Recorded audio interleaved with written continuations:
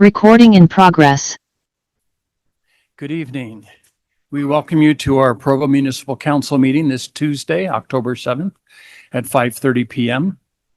And we'll begin with a roll call, starting with Councillor McKay. Patrice McKay. Craig Christensen. Rachel Whipple. Gary Garrett. Becky Bogdan. George Handley. We welcome also Scott Henderson, our City Chief Administrative Officer. We'll begin with an opening prayer that will be led in that by Jameson Moody, who was with the BYU Center, the BYU Ballard Center for Social Impact, after which I'll lead us in the Pledge of Allegiance. Jameson?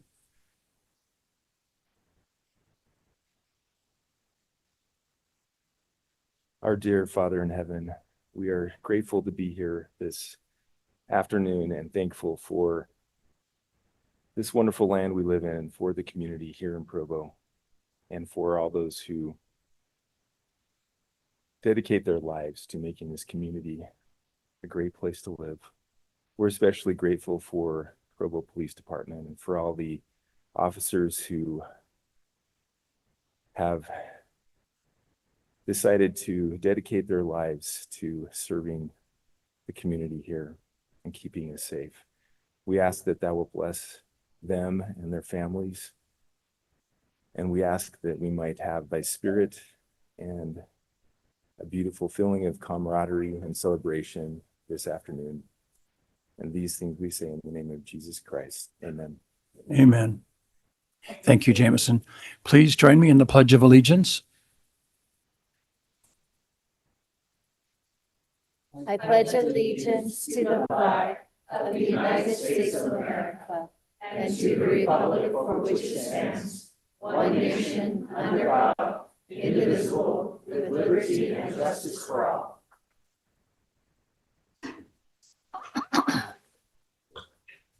Thank you. I failed to mention also that Councillor Travis Hoban is traveling. He may join us via or remotely later. Let us know if he's online. And also excuse Mayor Kafusi, who is also traveling and is represented tonight by our Deputy Mayor, Isaac Paxman. Welcome, Isaac. Our first item is a ceremony for the pinning of badges on newly sworn police officers. This will be presented by our police chief, Troy Beebe. Welcome, Troy. Chief. Council, thank you for the opportunity to present the police department's newest peace officers. It is always an honor to introduce them to you and our community. It is a proud law enforcement tradition, this badge pinning ceremony. This moment marks a defining milestone for those who have chosen the peace officer path of protecting and serving our community. The badge is far more than a piece of metal. It represents dedication, integrity, and symbolizes the sacred trust of the public. As we pin these badges, we recognize not only the officers who wear them, but also their families who share in the responsibility and sacrifice that come with it. This action of pinning symbolizes the family giving of their loved one to the city to serve. To the families here today, thank you. Your love, patience, and support makes this calling possible. You serve beside your loved ones in ways that often go unseen, but never unappreciated. Now it's my honor to introduce the newest members of the law enforcement family as we share their stories and accomplishments while pinning on their badge. And the first is Hannah Teeples. She'll be pinned by her husband, Keith. You come on forward too, and while I'm reading, you can pin, and if she screams, we'll all duck. So, Hannah has been dedicated to police work since 2023, keeping her eye on the prize by starting her career at the new Salt Lake prison as a correctional officer. Hannah worked closely with the female unit and in mental health, assisting offenders in the Elevate treatment program. She loves the city of Provo and has been working hard every day to get to where she is standing here for you today.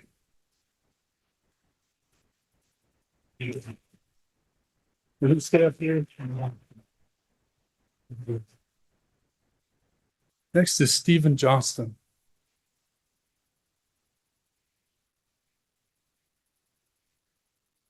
Stephen is from 6 different states, but consistently says he's from Texas and Arizona.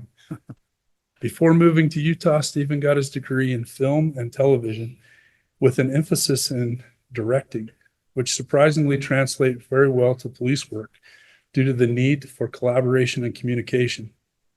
Stephen enjoys hiking, watching movies, and spending every chance he can with his 3 best friends, his wife, Alyssa, and 2 children, Lily and Miles. Miles is having a seat right over here. But very good.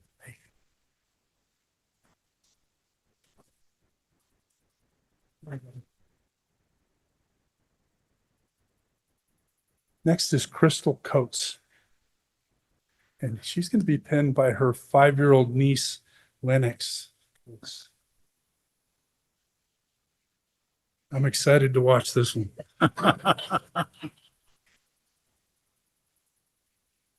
Crystal was born and raised in the small town of Fairview.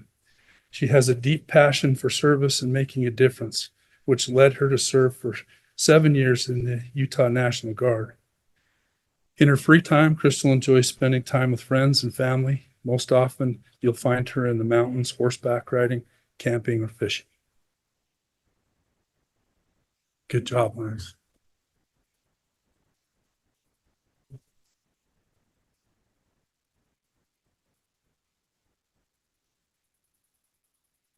Eric Tryon, be penned by his wife, Chantel.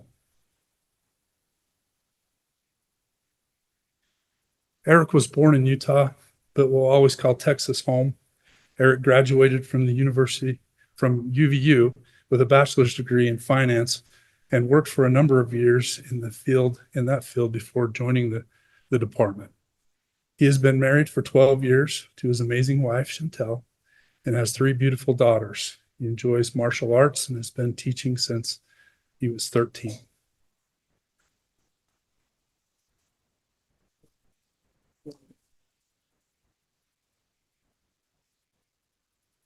Next is Jake Fisher. He'll be penned by his wife, Lauren. Jake was born in Provo, but moved to Nevada when he was just starting school. After moving back to Provo for college, Jake worked as a wildland firefighter for the U.S. Forest Service. Good move. And as a security guard to help pay for tuition. After a few years of college, Jake changed course and went through the police academy and plans to finish his degree in the near future. Outside of work, Jake enjoys shooting, skiing, hunting, and spending time with his wife more.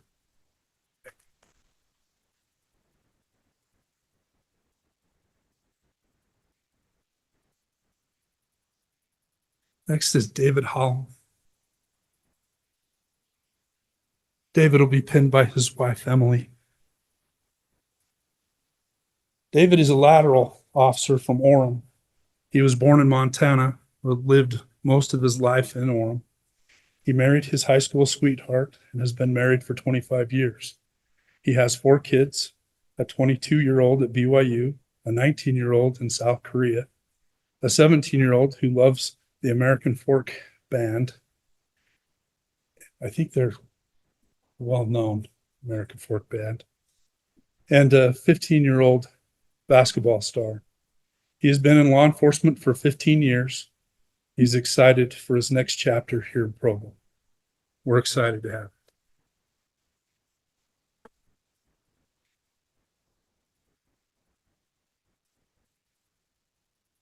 For the next, I'm going to have Deputy Chief come up and read the remainder.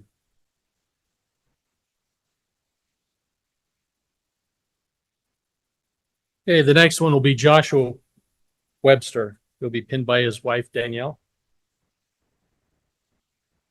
Josh has lived in Utah his entire life. He has a passion for helping others. His personal values in his family are his motivations to be an officer. Josh enjoys the mountains and the outdoors. He's always spending time outdoors with his friends fishing.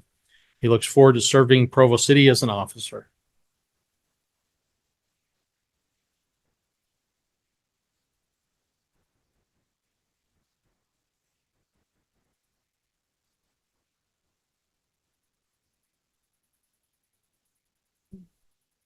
Next, we have Officer David Strebe. He'll be pinned by his wife, Esperanza.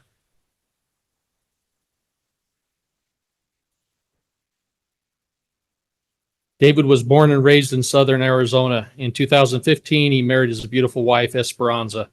They now have 3 amazing children. Started his career with the Utah Department of Corrections. He is happy to be with the Provo Police Department.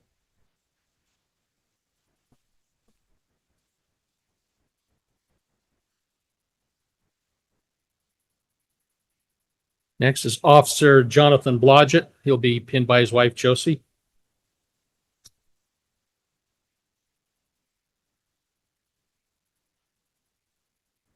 Jonathan is originally from Northern California. He served 3 years in the United States Army as an infantryman and left as a sergeant. He then worked for BYU, Idaho as an armed public safety officer for 5 years.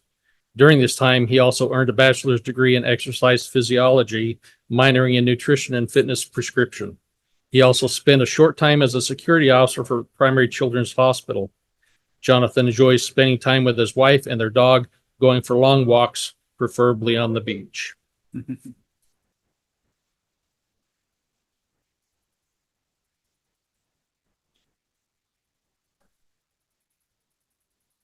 Next, we have Officer Eric Littlefield. He'll be pinned by his wife, Janet. Okay. He's running a little bit late, car problems. I'll read you his bio so you know who we're getting. Eric was born and raised in southern Florida. At 18, he enlisted in the Marine Corps. After his enlistment, he met his wife, Janet, in Tallahassee, where he re-enlisted in the Navy Reserves. Eric and Janet come to Utah for school, and now Eric serves the community as a police officer and his country as a service member.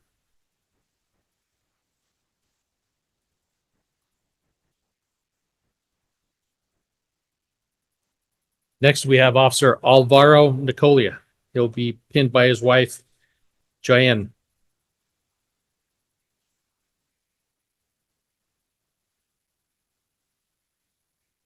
Alvaro was born and raised in Salt Lake City. He comes from Argentine parents who instilled in him the values of hard work and integrity. He holds a bachelor's degree in economics and has always had a passion for serving his community. Outside of work, he enjoys playing soccer, the piano, and binge watching shows with his wife. Today, Alvaro is honored to be pinned by his wife, whose love and support have been his greatest strength.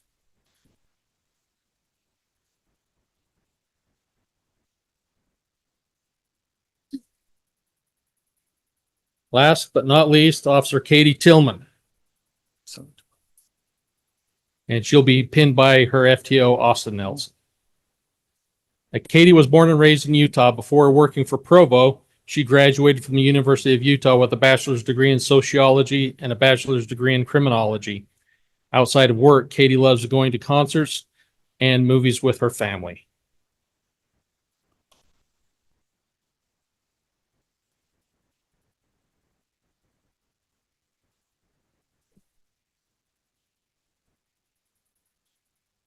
Now we'll have our city recorder, Heidi Almo, come and administer the oath.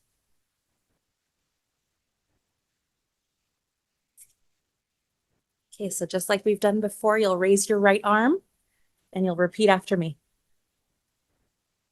I do solemnly swear that I will support, obey, and defend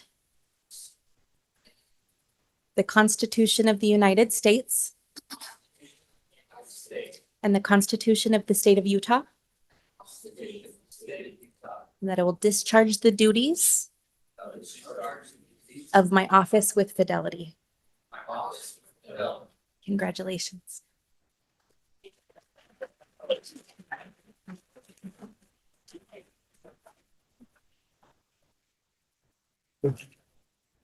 Would Officer Littlefield come in?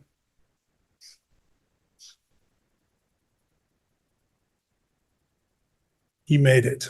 So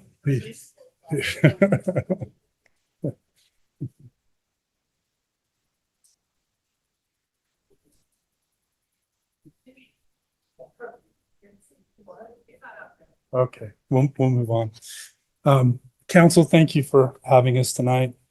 Thank you for the support that you give these officers and for everything that our community provides to us in the way of support and true love. So we appreciate that. And we will have, we invite all to join us in the community room just across the hall to pictures, and there's some. And Chief, could we get one photo in here as well also? Absolutely. That'd be great. If Yeah. you could just come here in the center, Chief. We'll just stand behind you, the council, for the photo. Yeah. For once.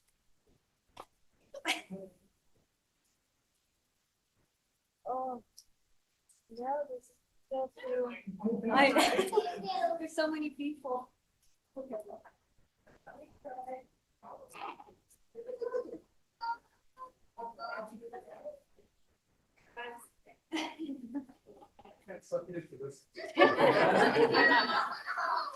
going, keep it going.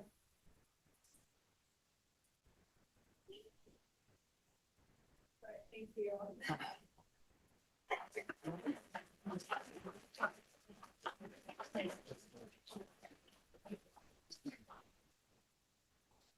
Thank you again, Chief. We feel honored to be served by these great men and women in our city. Thank you.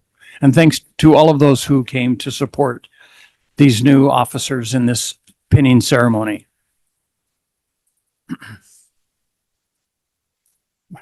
I wish. We're now going to begin a period of public comment. At this time, up to 15 minutes have been set aside for an open public comment period, which is intended to allow comment on matters that do not appear on tonight's agenda, but are limited to topics regarding municipal business or within council purview. Persons who wish to speak during this time may approach the podium during any public comment period. Each speaker is generally limited to 2 minutes. Due to noticing requirements, no formal action will be taken in this meeting on matters that do not appear on the agenda. Those who would like to make comment can approach the podium at this time. Begin by stating your name and your city of residence. Good evening. My name is Aaron Gallegos. I'm a resident of Provo. I'm here this evening representing the Kingdom Hall of Jehovah's Witnesses located at 491 North, 1280 West. And we actually just have a small safety concern regarding street parking outside of our building. So right now, street parking is allowed on 500 North between 1375 West and 1280 West, which blocks our view as we exit and enter our parking lot, which is a bit of a safety concern. We recently had some construction on site and we had several near miss accidents as we were exiting the property due to the cars parked on the street right there. So we are simply requesting if it would be possible to review and make this area located between 1375 and 1280 West on 5 North a no parking zone so that we are a little bit safer as we're entering and exiting the building. And that's, I do have a map of the area that we're requesting. And other than that, that's all I have. Thank you very much, Evan. Yes, if you could give that to our staff, we will, to David here. Okay. We'll be able to take a look at that. Thank you very much for coming tonight. Thank you. Is there any other public comment tonight on items that do not appear on tonight's agenda?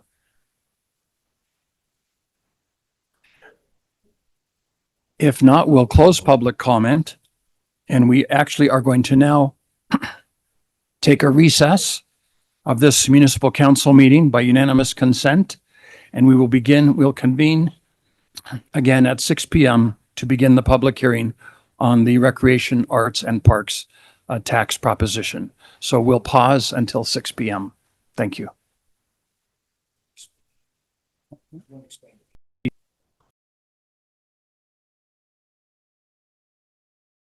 to anybody. The reason why we're doing this, which is a little bit unusual, is because state law dictates that the wrap tax hearing cannot start until 6 p.m. And it's the first item on our agenda, so we have to start a second meeting at 6 p.m. to meet that requirement. Thank you, Brian. Brian, sorry, it's me over here. Does that mean we need to adjourn this meeting and then adjourn a new meeting, or are we recessing? Oh, yeah. Yeah, we should adjourn this first meeting. We actually noticed it as a completely separate second meeting. Okay, so this meeting is adjourned. Thank you, Heidi. Recording in progress. We'll now begin the second of our meetings as a Provo Municipal Council. Just to make you aware, our first meeting, which began at 5:30, was to acknowledge and pin 12 new police officers for Provo City. We did begin that meeting with the usual ceremonial features of the Pledge of Allegiance and an opening prayer. So we'll carry those over into this meeting and continue with the next item of business. First, we'll start again with a roll call, starting with Councillor McKay. Catrice McKay. Craig Christensen. Rachel Whipple. Gary Garrett. Becky Bogdan, George Handley. Councillor Travis Hoban is excused. He's traveling on business. He's going to try to join us virtually, and you'll let us know, staff, if you have him on the line. Thank you. We acknowledge also representing Mayor Kafusi, who is also traveling, our Deputy Mayor, Isaac Paxman. Our first item of business then is a public hearing to continue to authorize a recreation, arts and parks, or RAP tax in Provo City for the next 10 years. This proposition will appear on the November 4th, 2025 ballot for Provo City voters to decide on whether to continue this local tax. We'll invite our Parks and Recs Director, Doug, to come forward and present at this time. Hello, Doug Robbins. Thank you. Thank you, members of the Municipal Council. Tonight's public hearing provides another opportunity to receive feedback from our community regarding Provo's Recreation, Arts, and Parks, or RAP tax. We presented the results and impacts of the existing RAP in previous council meetings and also other opportunities. And as a brief reminder, I'd just like to mention that the RAP is a voter-approved 0.1% sales tax opportunity for our residents. It was first authorized in Provo in 2015. Again, this is a sales tax. It's paid on all purchases in Provo, and not just by our residents, but by all of our visitors that come to Provo and spend their money here. These funds have supported many improvements, not only for programs and facilities, but also trails and other opportunities here across the city. By law, the RAP tax must be renewed every 10 years by our voters. And a renewal would allow us to continue making these investments in amenities and programs in the city.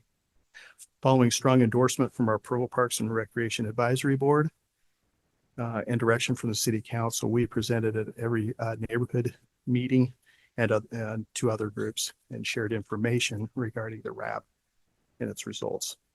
In addition, a voter's information pamphlet will be mailed out to Provo residents with more detailed information about the RAP and the effects that it's had, and regarding the RAP ballot question coming up in November. So on behalf of the Provo Parks and Recreation Department, I'd like to thank our elected officials and everyone that might be here today to share their input about this important community opportunity. With that, I thank you again. So Doug, to clarify, this is just the first renewal of that 10-year tax, isn't it? That's correct. And did you say how much this has yielded for Provo City's parks and recreation and arts over the last 10 years on average? It's right about $15 million in revenue that's been generated over the past 10 years. Projections right now going forward right now are about $2 million per year. Great. Thank you, Mr. Robbins. Does anyone else have questions for Doug Robbins? Councillor McKay. Oh, okay. Thank you, Mr. Robbins.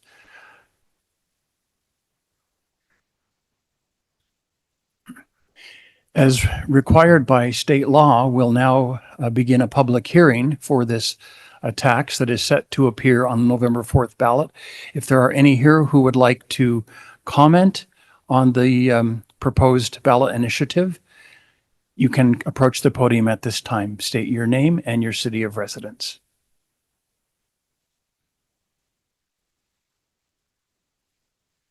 And I forgot to say, Mr. Winterton, thank you. Each comment is restricted to 2 minutes. Thank you. Thank you. I remember that. I will just want you to know that I've been to the neighborhoods and I've only heard one negative comment. That actually came from Mayor Kafusi when she said, I hate taxes. And I'm grateful for that. Have that, Mayor, but this is a tax. It's not a new tax. It's a renewal tax. And I think that that's important for us to recognize. And as I've gone through, I looked at the numbers and it looks, Doug, if I'm not wrong, I remember seeing a number of $23 million that we have received in tax. And we've gotten over $50 million in benefit from that 23 million. It is a seed tax. And I'm grateful for this tax. And I have been out talking with people, trying to support this. I've been to the neighborhood meetings and really encourage people. And I honestly have not heard one negative word about this tax. I'm grateful for the council for their support of the tax. And I look at what we've done, what the Parks and Recs Department has done, the Arts Department. I am grateful to support this tax. And I hope as we vote, the other residents will also. Thank you. Thank you, Gary. I failed to mention also that state law requires that we allow equal time for those who are in favor of the tax and any who might be opposed. So first I'll ask if there is anyone else who would like to speak in favor of the tax in this public hearing. You can come to the podium.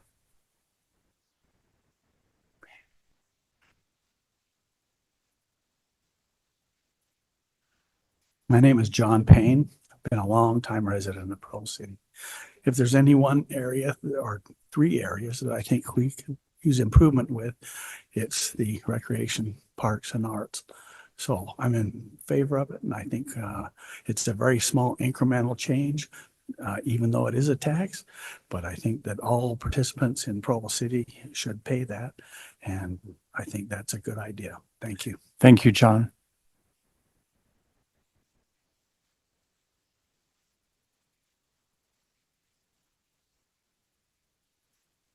My name is Julie Reddit. I'm a Provo resident of 40 years. And this is the best and only tax that I really love. My goal is to get to every park in Provo, and you keep adding so many. I haven't made it yet. Apparently there's 60 parks. Yes. And the benefit that we receive for a very small amount is you can just see the tremendous parks and trails and stuff. And it's just a great blessing to all of us. Thank you, Judy. Are there any others who would like to speak in favor of the ballot initiative wrap tax? If not, we'll now invite any who are here who would like to offer a contrary opinion related to the proposed wrap tax.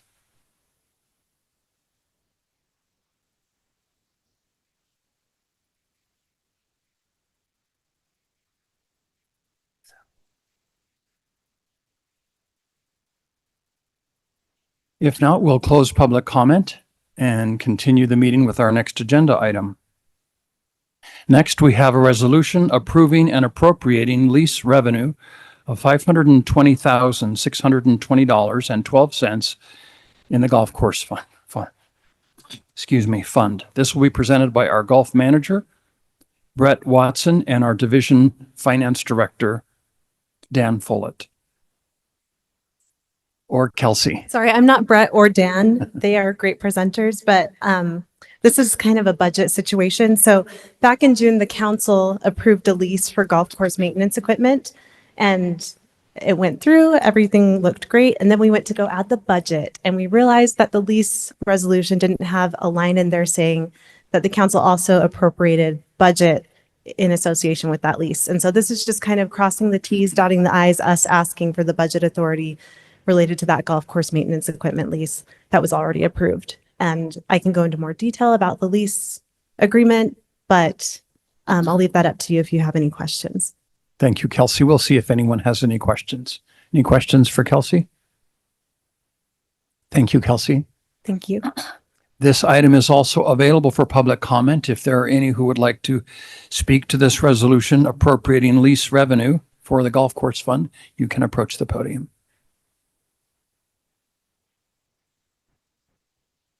If not, we'll close public comment and bring the item back to council for discussion. Any council discussion? Seeing none, we'll call for a vote. Councillor Garrett, yes. Councillor McKay? Yes. Councillor Christensen? Yes. Councillor Handley? Yes. Councillor Bogdan? Yes. Councillor Whipple? Yes. That resolution passes by a vote of 6-0 with Councillor Hoban excused. Next, we have a resolution approving the appropriation of $158,396 to add 3 full-time firefighters for the airport for the fiscal year ending June 30th, 2026. This will be presented by Brian Torgeson, our airport director, and Jeremy Hedman, our fire chief director. And it looks like Jimmy actually will present as well from finance. Brian is on his way and we'll see. Hopefully he gets here before we're done. But I appreciate the opportunity to address the council today to talk about the 3 new firefighters we need at the airport. The first few slides of this were for the airport for Brian. I'm just going to skip over them. Sure, And then just skip when he forward. gets here, we can go back to him, or if you have any questions, Jimmy may be able to answer them while we're sitting here. But I can speak a little bit about this slide. This is a slide that indicates the index that the airport will go to once we start flying the right number of flights. So more than 5 a day of the aircraft that are over 126 feet long. They anticipate that happening in the next little bit. And once we go to the C index, we have to have 2 firefighters in 2 apparatus, 24 hours, 7 days a week. So. And what do we have now, Chief? Now we have 2 firefighters that are required to be in 1 apparatus. Okay. And they're only there when there's flights. Okay. And that's currently staffed by both operations, cross-trained firefighters, and the fire department as well. So we have 3 full-time captains that are currently assigned at the airport, and we'd like to add 3 full-time firefighters to be with them 24/7 so that we're ready for the C index. Doing this is going to do a couple of things. It gives back the airport operations crew 2.5 employees to do operation stuff that they badly need the help to get all their work done. And it also gives us a dedicated 24-hour professional firefighter service. This will allow our firefighters to become better and more acquainted with the airport, the intricacies of getting around the airport. It's very complex, more so than driving around the streets. It's without being there, it's hard to explain, but you have to get permissions to cross lines from the tower, and any break in that policy can cause a problem with it'll cause a problem with the FAA, and then we get investigated. So these are, Brian, do you want to come up and go over your slides? Sorry about that. It's all right. Have you ever dug into work and realized it was 6:05? So I apologize for that. So just a brief overview of what's happening at the airport for the benefit of those who are here from the public. We're running at about 40% above last year's numbers month over month, so year over year, as you can see in this slide. June and July were record numbers for us. 104,000 total passengers at the airport is pretty incredible. And we're excited about that, but it does bring with it some challenges. You've seen this slide. You already went over this one. So pretty significant change for the airport and the fire staffing needs at this point. So One thing that I haven't addressed is the funding for. okay. So the other awesome thing about what's happening at the airport is we had a revenue surplus last year of almost $1 million, well, over $1 million, which allows us to do some of these much needed additions for personnel. So that this appropriation will come out of fund balance thanks to that revenue surplus.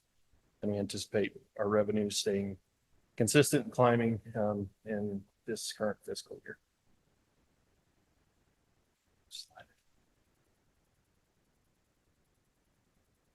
So again, just in summary, we're requesting an appropriation of $158,396 to be added to add 3 full-time airport firefighters for fiscal year 2026. As mentioned, that'll be covered from excess revenue from FY25. An important thing also, we were 65,000 under budget in our expenditures for FY25, which just shout out to our airport employees and also our firefighters and police officers who work hard to make that happen. So with that, any questions? Thank you. Thank you, Brian. Any questions for our airport director, Brian Torgerson, or our fire chief, Jeremy Hedman? Thanks to both of you. Again, I apologize for. No problem. This item is open for public comment. If any would like to speak to this implied motion for the appropriation, you can come to the podium at this time. If not, we'll close public comment and bring the item back to council for discussion. Any questions or discussion, councilors? Councilor Christensen. Again, just for the public, we spent a lot of time going through these budgets and reviewing the case for these things. So when they come to this meeting, we've done a lot of homework. We've had work meetings on this. We've had a chance to ask all the tough questions. Here's what I like about this is it's going to, you're right, Chief, it is going to free up airport personnel to work on airport things, not fire things. So we get the specialization that we need at the airport. There's several places in our city where you want things to go really well, and the airport is one of them. And so I appreciate the care and the diligence that you've had in terms of making sure that we're using the resources appropriately and that we're finding ways to have people focus on what they do best. Thank you, Councillor. Any other discussion? If not, we'll call for a vote.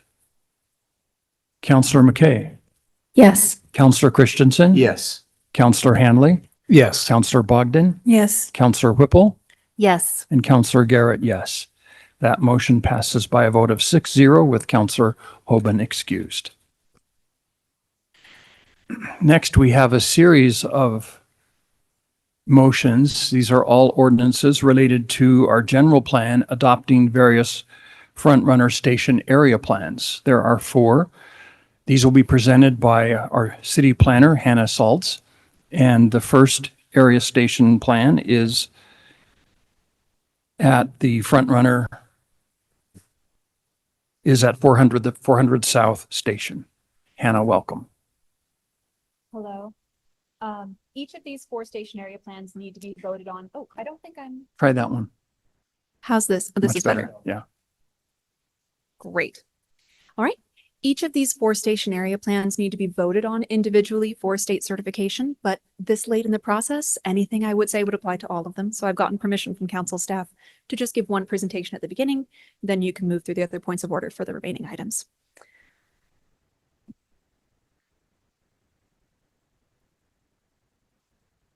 No worries.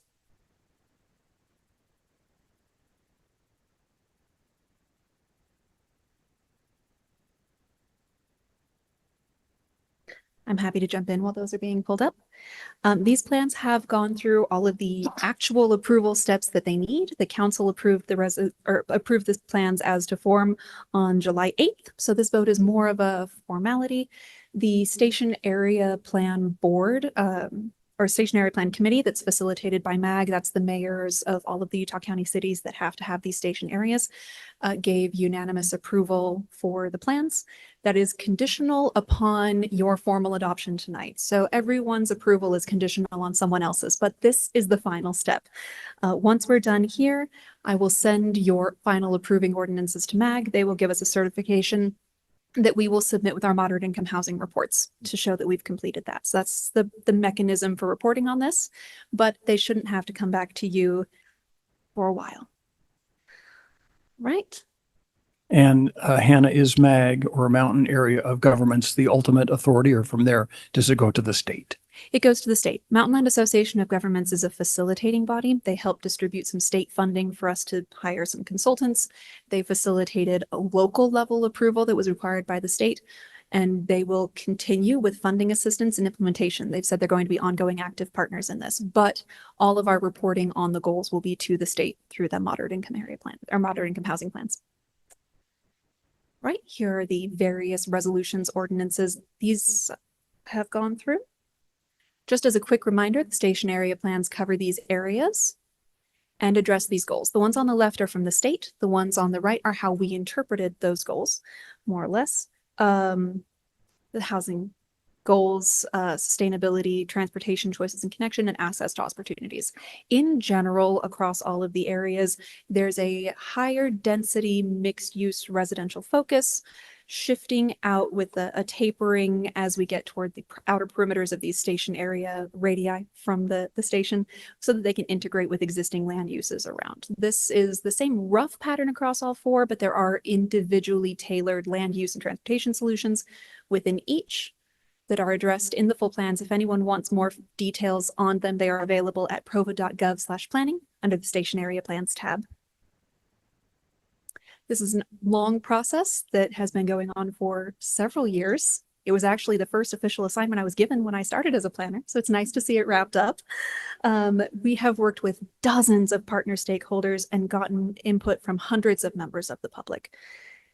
And we thank them for all of their input. It very much shaped these plans. The next step right here at the end will be the rezones, the full implementation of the land use map that we were talking about earlier. This is something we've been transparent about. Any land use changes that are suggested in the plan that are different from what's on the ground have to be implemented ideally by the end of the year, but the state is being a little bit flexible. As long as we're starting the process, acting in good faith, we'll be able to wrap up. There's a lot of back end work, but we are already on the agendas for districts 4 and 5, where most of these rezones occur. So do expect me or Jessica back in the next couple of months with more rezones for you. Just a note on these rezones for the public, if there are any concerns about your home or property being in an area being rezoned, changing the zoning does not make the current use invalid in any way. Even if you sell the property, you can still continue to use it as it's always been. It will be, grandfathered in as a grandfathered use. It only means that if you ever fully redevelop the property or sell the property to someone who intends to fully bulldoze and redevelop, then it will have to meet the new zone. So just to allay any potential concerns starting early. Right. Any questions from the council about any of these plans? Any questions for Hannah? Yes, Councilor Bogdan. So Hannah, forgive me for my ignorance. What is the penalty if we choose to just not do this? The penalty has been kind of vague. We anticipated this question, so we've been asking around. No one has quite fully found a good answer yet from the state. No one's tried it. These plans are still pretty new, but these plans were reached by compromise. There were some at the state who were considering mandating certain land uses around stations. Utah League of Cities and Towns and other cities negotiated this route where the state mandates plans and progress, but cities get to choose what that local implementation looks like, which has so far been a better plan than being told exactly what we need to do around our stations with no flexibility for on-the-ground customization. There is a concern, this is the biggest concern, is that while we don't know what the specific follow-up penalties for not meeting our goals are, it does jeopardize future local autonomy in decisions like this going forward if we are not shown to be implementing this current negotiated route in good faith. Oh, from what I was told from a former state legislature, this was more of a carrot than a stick, and I didn't understand that prior. I do have grave concerns of pre-zoning these properties. I have no problem with adding these to a general or a master plan. The problem I have, and I've heard other people also say that rezoning this is a concern. So I would, especially if there's no penalty for not doing it, my reservation would be to vote no. Because it's just not in the interest of the city. The best interest of the city would be to take each rezone and judge that off of its merits. But to go ahead and pre-zone everything, we lose that control. I have no problems even following that as a general guide or whatever, but zoning them individually as we have a plan come before us would be my preference. And we have shared that concern with MAG. Other planners in other Utah County and Salt Lake County cities share that concern, as do the Stationary Plan Committee, which again is the mayors of these cities. This is an area where we don't have a lot of leeway in how we address it in the plans. What the council chooses to vote is entirely up to the council, but just know that those concerns have been voiced and are shared. Any other questions for Hannah? Thank you, Hannah. Thank you. We'll now, station area plan by station area plan, open a public comment period. The first one being this, the first one that we referred to, the Front Runner and 400 South Station. If there are any here who would like to speak to this proposed station area plan at 400 South, you can come to the podium. If there's no public comment, we'll close public comment and bring the item back to council for discussion. Any discussion, Councillor McKay? Similar to Becky, I will be voting no on this. I think we've done an excellent job doing higher density around, the appropriate places. I mean, some would say we've gone too far in where we've done the density. We've gone above and beyond in ADUs where they are required in our city. And I don't like the state coming down and telling us how to zone our streets and areas when they probably haven't even been on those streets. I think many of the changes aren't a big deal. Like there's not even that many that are a problem per se, but I do think it's more important to make sure we do the appropriate zoning as it goes along, as opposed to a mass change that we are forced to do. Thank you. Others? Councillor Whipple.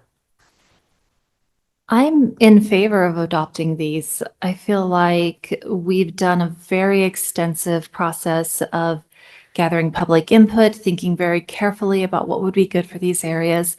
And the hope is that by preemptively rezoning these to these very carefully thought out plans, we would be able to help spur some redevelopment along these areas.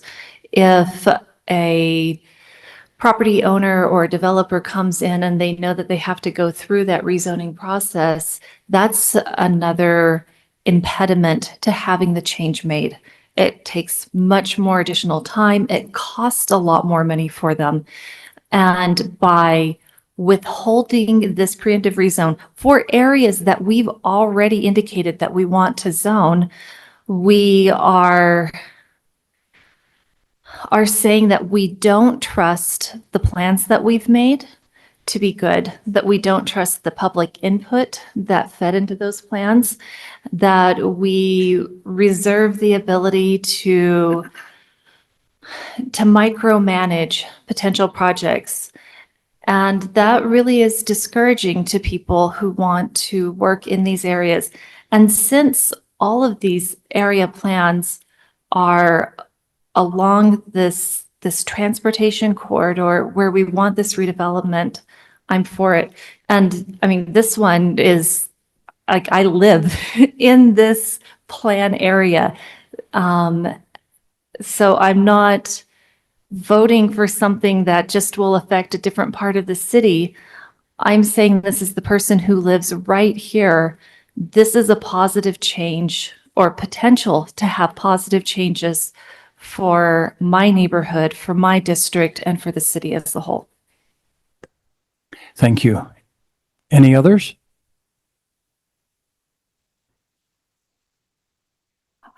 If not, we'll call for a vote on this implied motion. Again, this is for the station area plan for the 400 South Station. Counselor Christensen? Yes. Counselor Handley? Yes. Counselor Bogdan? No. Counselor Whipple? Yes. Counselor Garrett, yes. Counselor McKay? No. That motion passes by a vote of 4-2 with Counselor Hoban excused. Next, we have the area plan for the University Avenue Station. We'll now open public comment for any who would like to make a comment on the area plan for the University Avenue Station. Seeing none, we'll bring the item back to council for discussion. Any questions or discussion, councilors?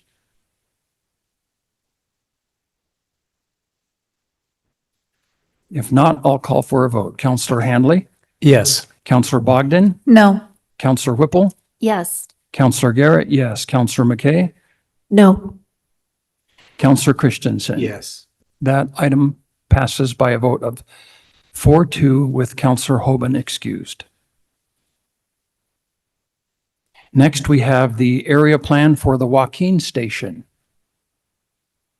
We'll open this item for discussion. If there are any here who would like to speak to the Joaquin Station area plan, you can approach the podium.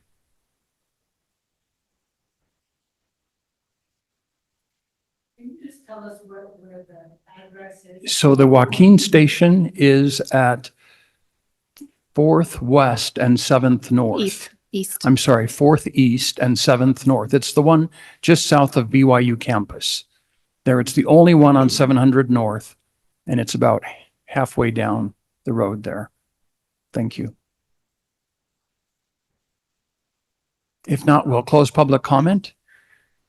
Any council discussion?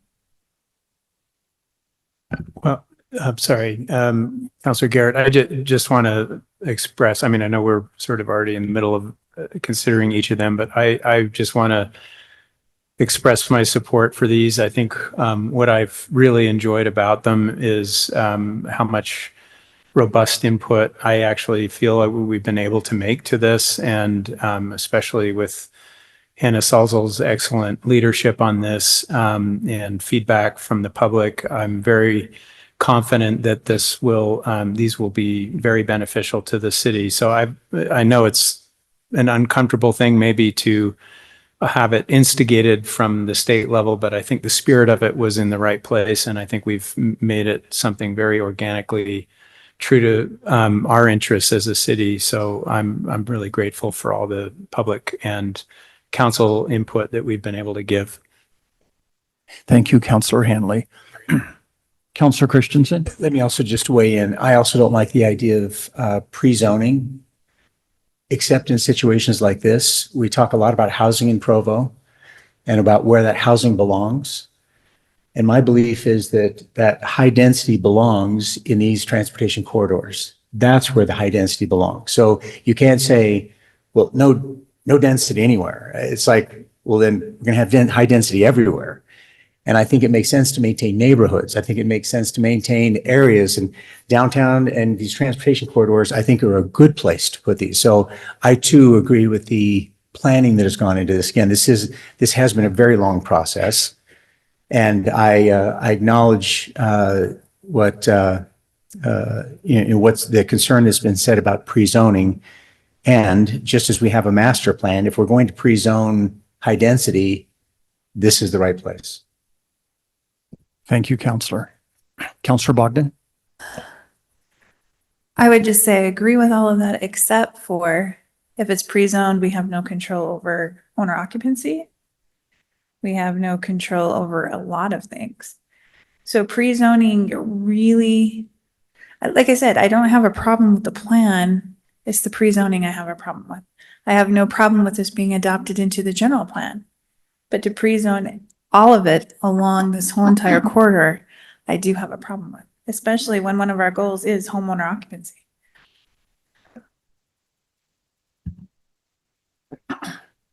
Thank you, Councillor Bogdan. We'll call for a vote then on this motion for the Joaquin Station Area Plan. Councillor Bogdan? No. Councillor Whipple? Yes. Councillor Garrett? Yes. Councillor McKay? No. Councillor Christensen? Yes. And Councillor Hanley? Yes. That motion passes by a vote of 4-2, with Councillor Hoban excused. The last station area plan is for the station located at 2230 North University Parkway. That's the one by the auto dealerships there at the intersection. We'll open up this item for public comment. If there are any here who wish to offer comment on the station area plan for the 2230 North University Parkway Station. Seeing none, we'll bring the item back to council for discussion. Any additional discussion? Hannah, I did think of one additional question before we do this final vote. A new station is opening on 900 East and 1500 North, whatever north that is. Will that require a station area plan in time? The short answer is no, thank goodness. And the long answer is that the state, even we have more UVX stations than just these that are requiring plans. The state specifies fixed guided stations, railways, point stations. And this does not meet those qualifications of fixed guided. Those pull off to the side of the road ones as opposed to the middle of the road, harder to move sorts of stations. I see, okay. So, since these are pull off to the side, no. Thank you, very helpful. We'll call for a vote then on the 2230 North University Parkway Station Area Plan. Councillor Whipple? Yes. Councillor Garrett? Yes. Councillor McKay? No. Councillor Christensen? Yes. Councillor Hanley? Yes. Councillor Bogdan? No. That motion passes by a vote of 4-2 with Councillor Hoban excused. The next item on our agenda is an ordinance amending Provo City Code regarding the area where accessory dwelling units are permitted. This will be presented by our city planner, Jessica Donachie. Welcome, Jessica. This is the better mic. Okay. Thank you. Yes, what we have before you today is an ordinance text amendment to amend the areas where accessory apartments are allowed. This is specifically for the property at 1841 North, 1550 East. Just as some background on the property, it's currently zoned R110, which does not allow for accessory dwelling units. And we were made aware of this property through a code enforcement complaint. The property owner has been working on reducing the occupancy and coming into compliance, but 1703-100 allows an exception to move forward with an application if that application is a route to being in compliance. There has been some confusion about a standard ordinance text amendment versus what was in the code as a special use permit. A special use permit is where we require that they have signatures for 66% of their adjacent property owners signing in support, and have a pending rental dwelling license application. Whereas a standard ordinance text amendment, their only requirements are to have a justification for why they want to amend text and have a draft of the proposed text amendment. With this ordinance text amendment, there's a teeny little red square just outside of the map that is currently in our code, showing approximately where this property's at. The text amendment is just to add that square into the areas where ADUs are permitted. Approving this ordinance text amendment would mean that going forward, any property owner had the right to apply for a rental dwelling license without needing to do any text amendment or any additional legislative or administrative work. They would just need the rental dwelling license to show that they meet those requirements. It does not automatically grant an accessory apartment at the property. There's still the administrative review process for the RDL. So since this was published for the staff report for going to Planning Commission, I did receive over 10 calls from neighbors who were stating opposition. There was some neighbors with concern. There was also just general clarification and wanted to know if it would be a detached structure or not. And then there was also some in-person visits who were opposed to the ADU. The Planning Commission recommendation was for approval. Public comment at the Planning Commission, there was about 20 people who came to give comments, and about a quarter of them were in favor of the ADU, and the rest were either giving statements asking for additional clarification or giving statements in opposition. The applicant, as she presented at Planning Commission, also has some slides available to present to you today, but are there any questions that I can answer? Any questions for Jessica? Thank you, Jessica. We invite the applicant to, if they would like to make a presentation and answer questions, you may come forward. State your name and city of residence. Thanks. I wasn't sure until just now if I was presenting or not. I'm Joanna Ludlow, 1841 North, 1550 East, Provo. So let's see.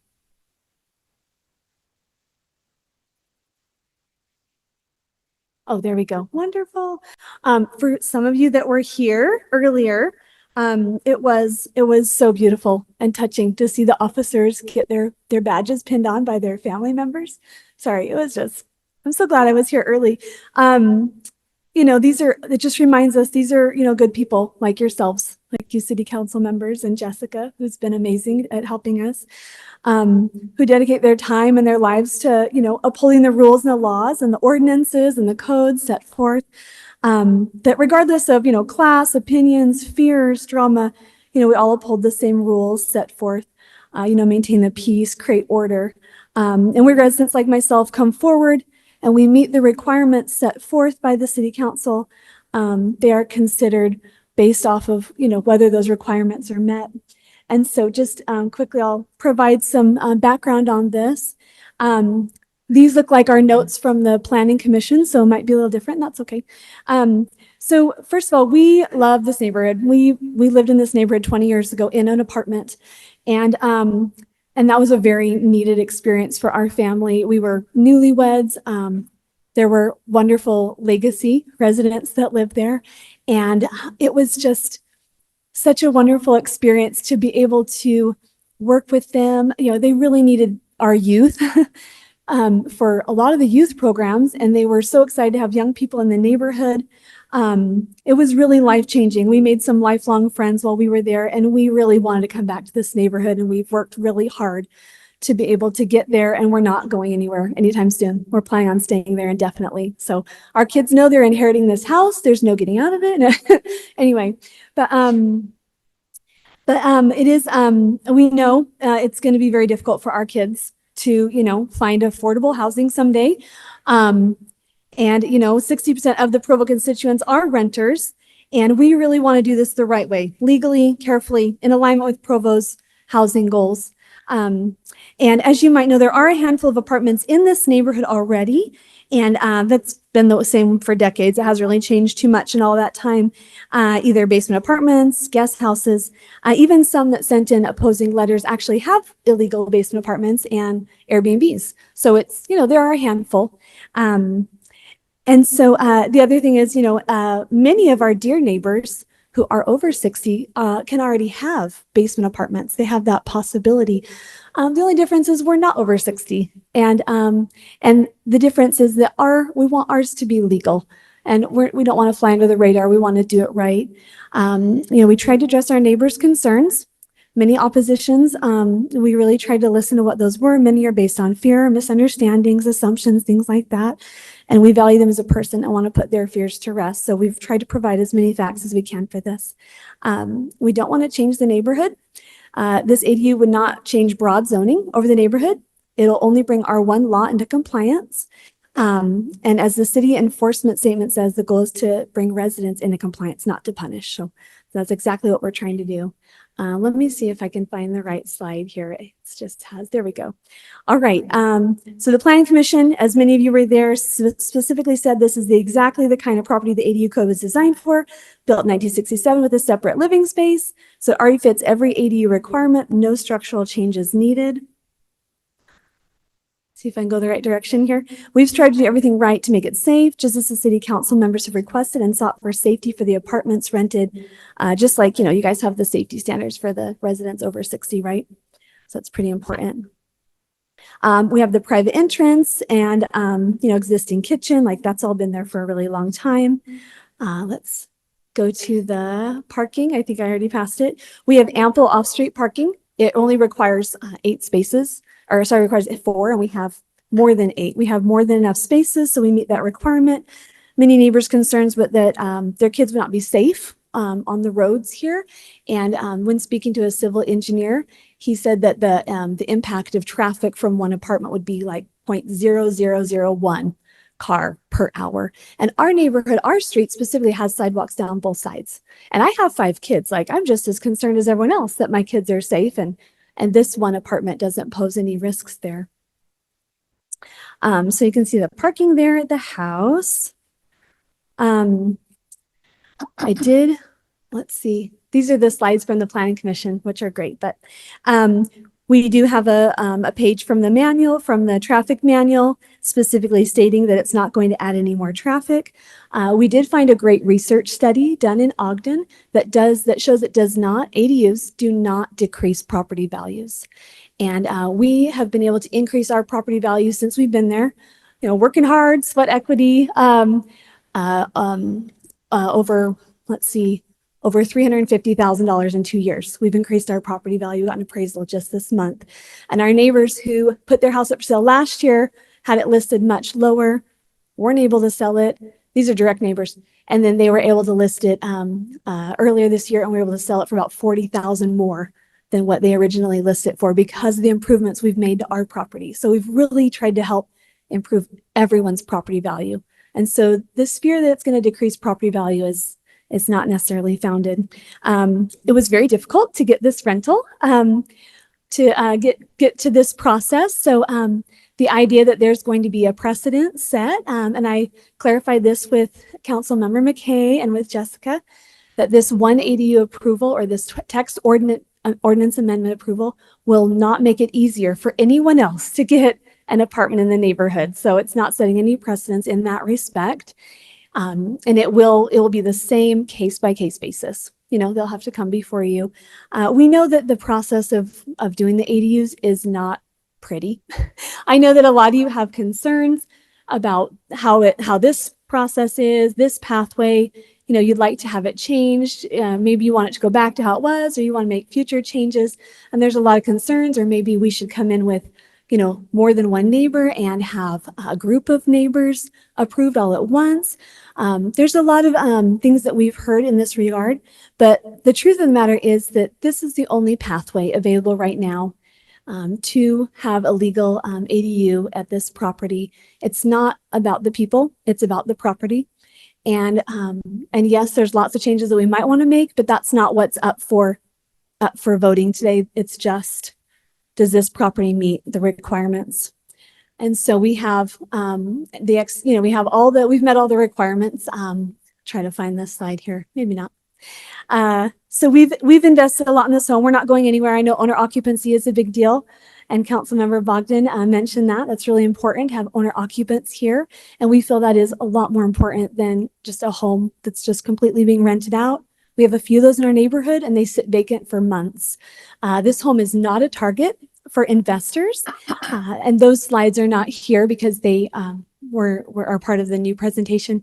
But essentially it shows that investors are interested in homes that are between 1 to 2 miles from campus or I-15 or tracks, as you just voted on earlier, which this neighborhood is not. And so it isn't going to become this target. It's not going to become overrun with rentals. It's just, it doesn't meet any of the criteria for investors, even for a duplex. And you'll have to excuse me, I was a realtor, so I did check all my sources on this.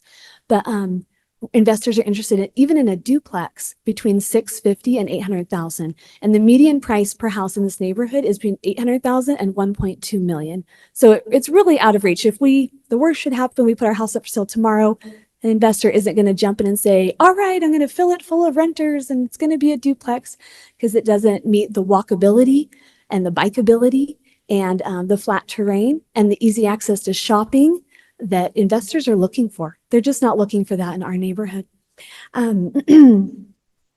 We do have a history of being owner occupied at our previous home. We lived in Pleasant View and we were owner occupants the entire time. Many letters came in from those neighbors. They know us a lot better than those here. We've only been here 2 years. And they've showed that through many letters of support that we are excellent landlords, because we had an RDL there, so a little different. We did background checks. There was one time where we had a renter who invited some family members to live there, and it was above the adult limit, and we immediately told them to leave. Like, we're sorry, it can only be this many unrelated adults. We need to end your lease immediately. So we are very willing to do that. When we received the information from the officer, I called in the city right away. What does this mean? What does this entail? Please tell us more. When we bought the house, it showed zoning that we could have an ADU in this neighborhood, and it's since changed. And we looked at this house, we looked at a lot of houses. The process it went on for years, but there was a point where this home was zoned for that. We immediately called the ordinance officer, invited him personally to our house so we could have a good visit. We gave our tenants notice immediately. We ended all the leases. We immediately were like, we need to take care of this. So in the Provo City goals, the Provo City goal specifically says promote small scale infill development across the city. A prosperous and inclusive community depends in part on sustainable housing for everyone, and Provo strives to provide and maintain a mix of housing types.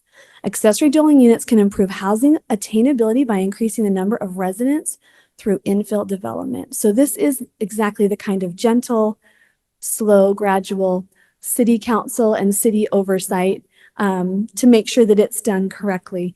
So again, I just want to draw attention to the fact that this ADU is not an opportunity for a soapbox for maybe let's change the code later, or we liked the old code, or maybe let's do it this way, let's do it that way. This is really the only pathway we have at this moment. We do meet all the requirements, and just as those officers came before us today, we all abide by the same codes and ordinances regardless of opinions and whatnot, and we do meet the requirements set forth. So we'd like to to draw attention to that. That's what this approval is about, is whether this property meets those requirements. So we want to humbly request the approval of this property.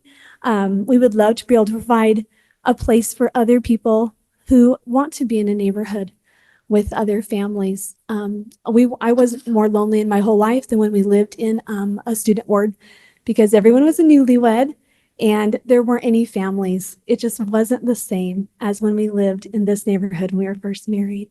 And when we moved to this neighborhood, many of the same people that are going to come forward today warmly welcomed us. They were so grateful to have young people, new faces, new blood, young families, kids, youth. They were so happy to have us there. And they repeated this to us for many months, and they were very excited for us to move into this neighborhood.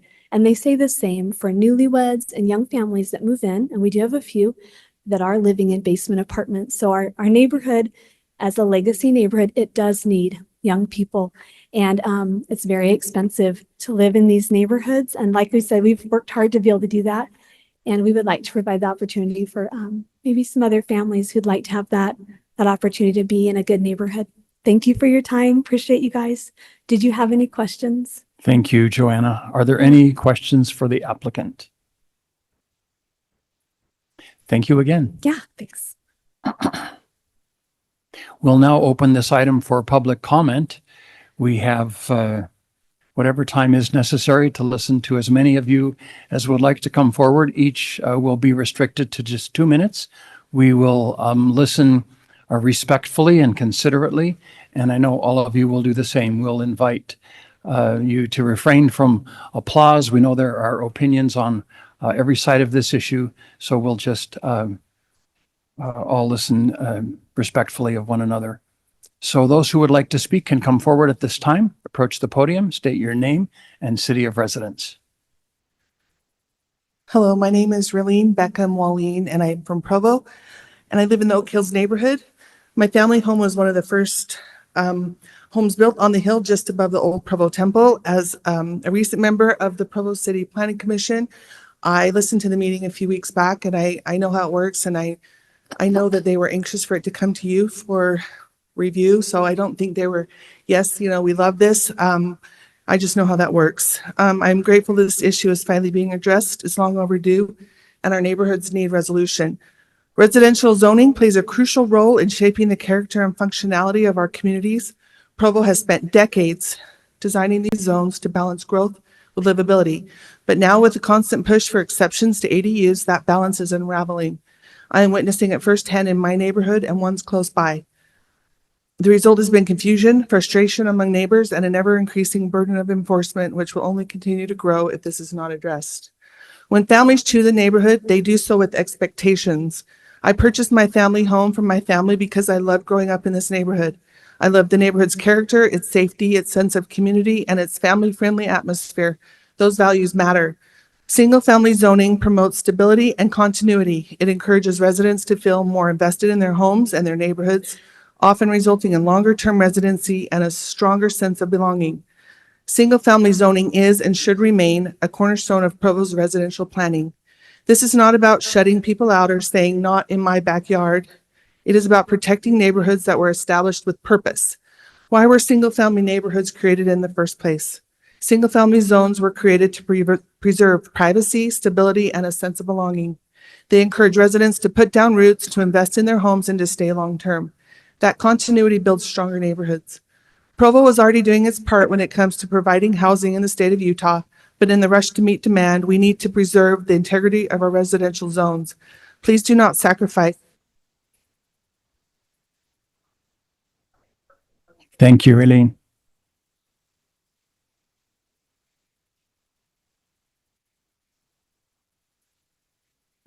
My name is Deanne Francis.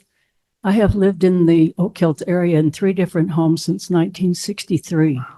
So I am 85. I don't qualify as one of the younger residents anymore, but we have raised 6 children there. So it's a little bit interesting because those of us who have lived there that long, all of us know, and everyone who moves in still knows, that the zoning was for single family only. But so then it gets to be a question of, well, is there any enforcement for this?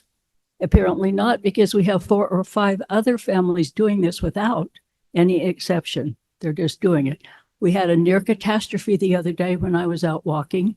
I walked up 1550 East and there was a car coming up the hill as a child was biking down the hill and cars parked on both sides of the street. I really thought he was going to be a goner. So I think we have to look at enforcement versus exceptions. When you start making individual exceptions, it opens it up for more people to do the same thing, which changes the character of the entire neighborhood. It also pits neighbors against each other who are friends and we love each other. So when the city doesn't take the responsibility for the enforcement, then we get stuck with having arguments among neighbors who love each other. And that is really not great. Also, the deterrent fine. If there is a deterrent fine, it doesn't exist. $100 a month is nothing for someone making a lot of money on rentals. That's just the cost of doing business. So I would like to say there should be some enforcement and some deterrent, or we don't have any guarantee that those zoning laws mean anything if we can make exceptions of one or two people, or allow the ones who are there illegally doing it to continue. Thank you. Thank you, Deanne.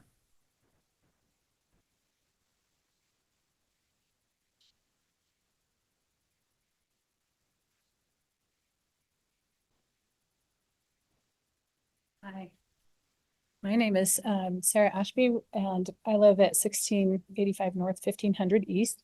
We moved to our home in Oak Hills 15 years ago with a 6 and 2-year-old son and a third son on the way.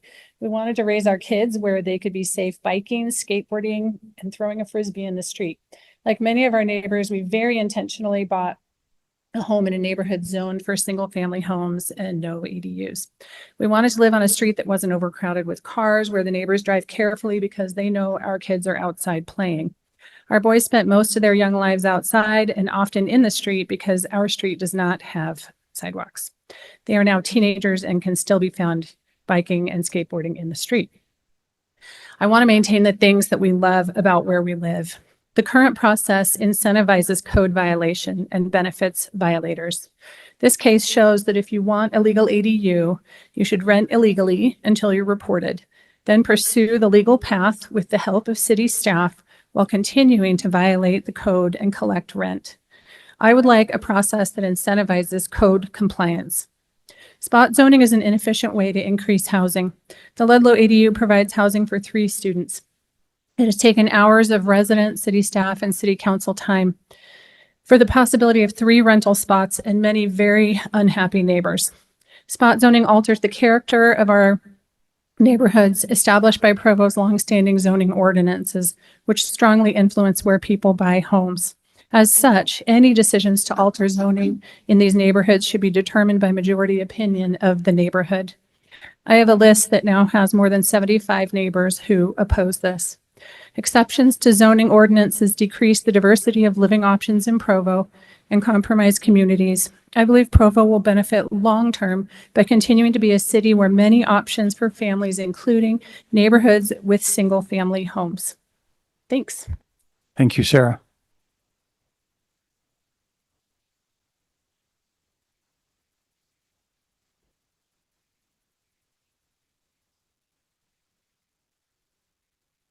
Which one? Yeah, try that one. Yeah. Okay. My name is Raquel Esplin, and I am going to read on behalf of Sally Clayton, who couldn't be here. She lives at 1811 North, 1500 East, in Provo, in the Oak Hills neighborhood. She says, I oppose the ADU amendment for 1841 North, 1550 East for the following reasons. Permanent nature of this amendment, as it would stay with the specific property regardless of owner. I think this impacts economics of our housing values in an unfair way, as all other homes will not be zoned for an ADU under current policy. Inconsistent zoning practices. Doing one-off exceptions doesn't keep the zoning equitable across all homes in our neighborhood. Also, problematic nature of this particular application, approving an ADU request for a home that was previously renting against policy encourages owners to ignore zoning rules without any ramifications, and possibly even rewards them for providing a strong rental unit illegally in their application. She says, here are some options I would love for the council to consider. Temporary ADU approval that doesn't stay with the home when it's sold. This would solve some of my concerns around the exception process impacting housing prices in a non-equitable way. A gap period between the time that owners are violating code by renting without permission and the time that they can be approved to have an ADU moving forward.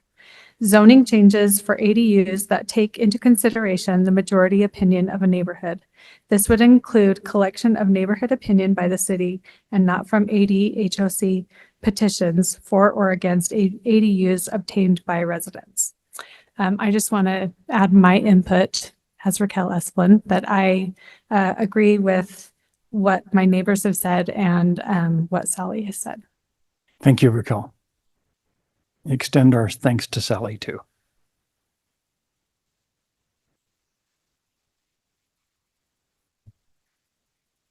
How's my daughter, Raquel, whom I'm very proud of. My name is John Payne. I'm the oldest son of Dean and Jane Ann Payne, who many of you know, who have resided at 1840 North, 1450 East for more than 67 years. We're one of the first houses up on the street and one of the first homes in the Oak Hills neighborhood, which has been and still is a single-family R1 zone. I grew up in the home along with my 11 siblings, and it has always been home and a family gathering place for all our family, heritage, and posterity, which now number over 300. Before my mother passed away this past February, we promised her that we would keep this home in the family and keep it for family gatherings and reunions in perpetuity, which we have done. My younger sister, Julie, and her husband, Ben, their family have purchased the house and moved into it. Although we had a choice to sell to an on the open market or to an investor group or a rental agency, we chose to honor the neighborhood character and single family zoning that has been in place for almost 7 decades.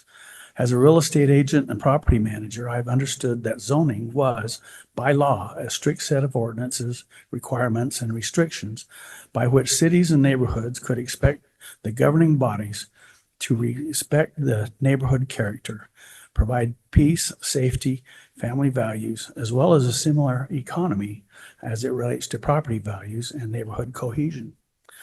What you are considering by allowing accessory dwelling units within the single-family zone amounts to a very big change in zoning and opening a door to completely different neighborhood atmosphere and character. You will be spot zoning, and you will be changing the infrastructure and having an significant. Thank you, John. Thank you.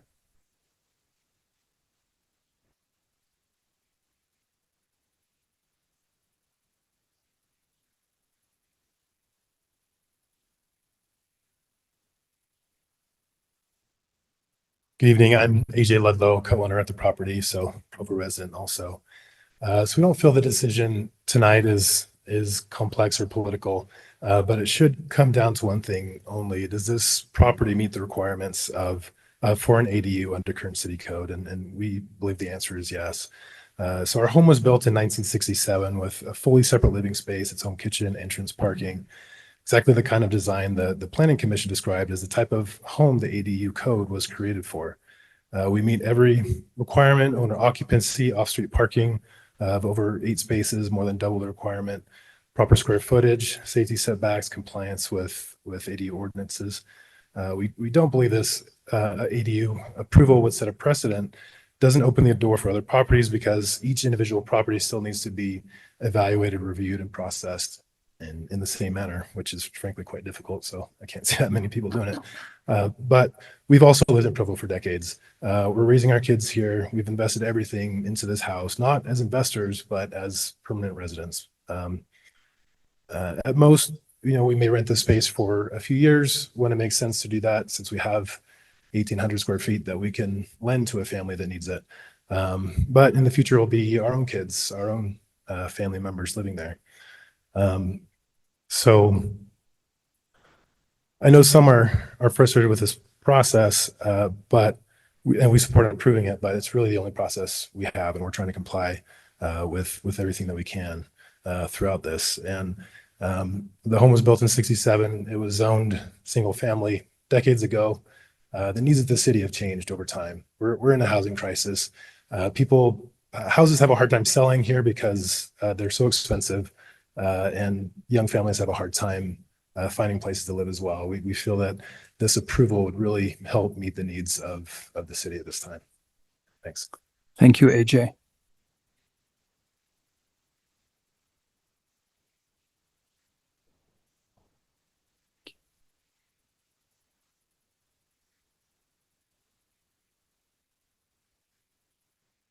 Good evening, City Council.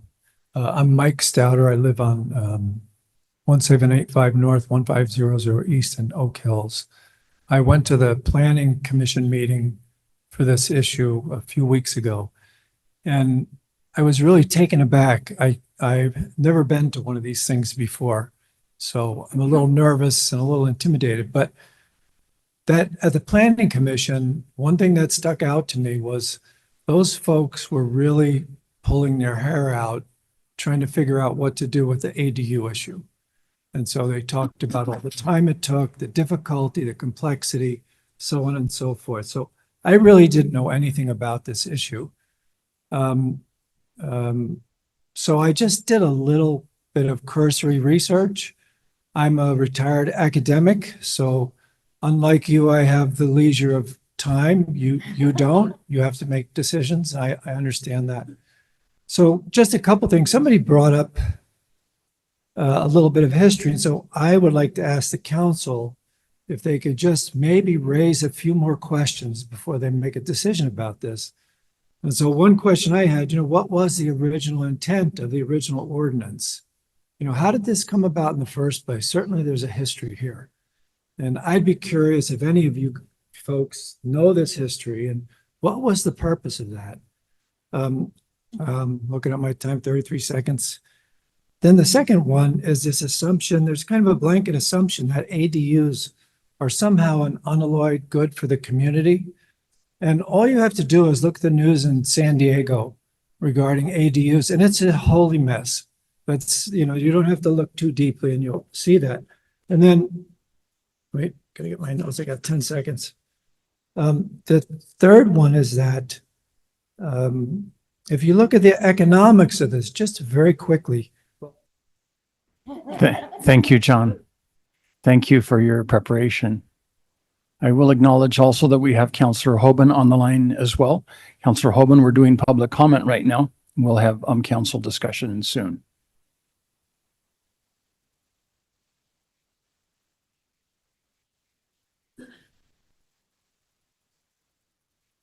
My name is Pat Esplin, and I have lived in the neighborhood since 1977. I'd like to just give you a little bit of background about our neighborhood. The first homes were built in 1957. By 1960, there were 9 homes in the neighborhood. By the end of the 60s, another 50% of the homes had been built. By the end of the 70s, we had 78% of the homes. Between 1980 and 2000, 8 homes were built. And since 2000, we've had 14 more homes built in our neighborhood. So it has increased in numbers over that time. Right now, a fourth of the homes are owner occupied by the original owner. 18% of the homes were purchased by family when the original parents, they're either children or grandchildren who are living in the homes. 22% of our neighbors are second owner. So they bought from the original owner.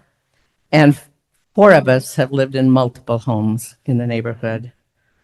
That leaves 31% of our neighbors who are in homes that have turned over several times, but many of those have been there for over 15 years. In the 2023 Provo City Master Plan lists the top 3 housing strategies, the third being to recognize the value of single-family neighborhoods. I would suggest to you that spot zoning does not recognize the value of single-family home. And this is truly a legacy neighborhood. We're happy to be there. We plan to be there. You've made exceptions so that we can have people live with us once we need that. We are over 60. You can tell by looking at us that time will come soon. So thank you very much. Thank you, Pat. Thank you for your research and that helpful history.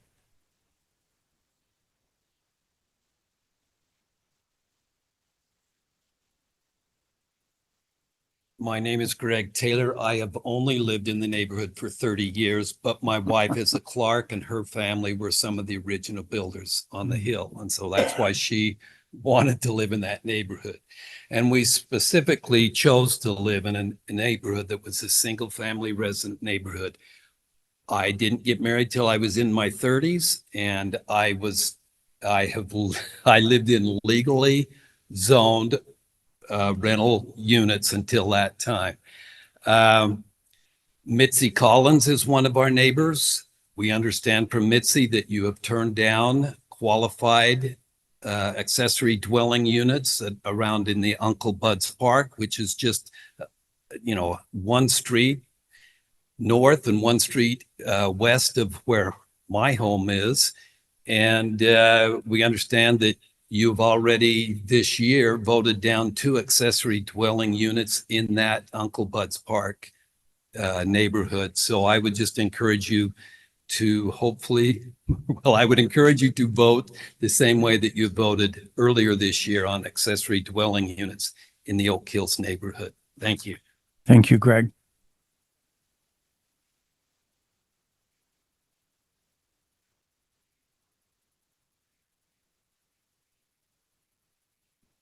Hello, I'm Ryan Cromanhook. I also live in Oak Hills neighborhood. We've been there for 15 years almost.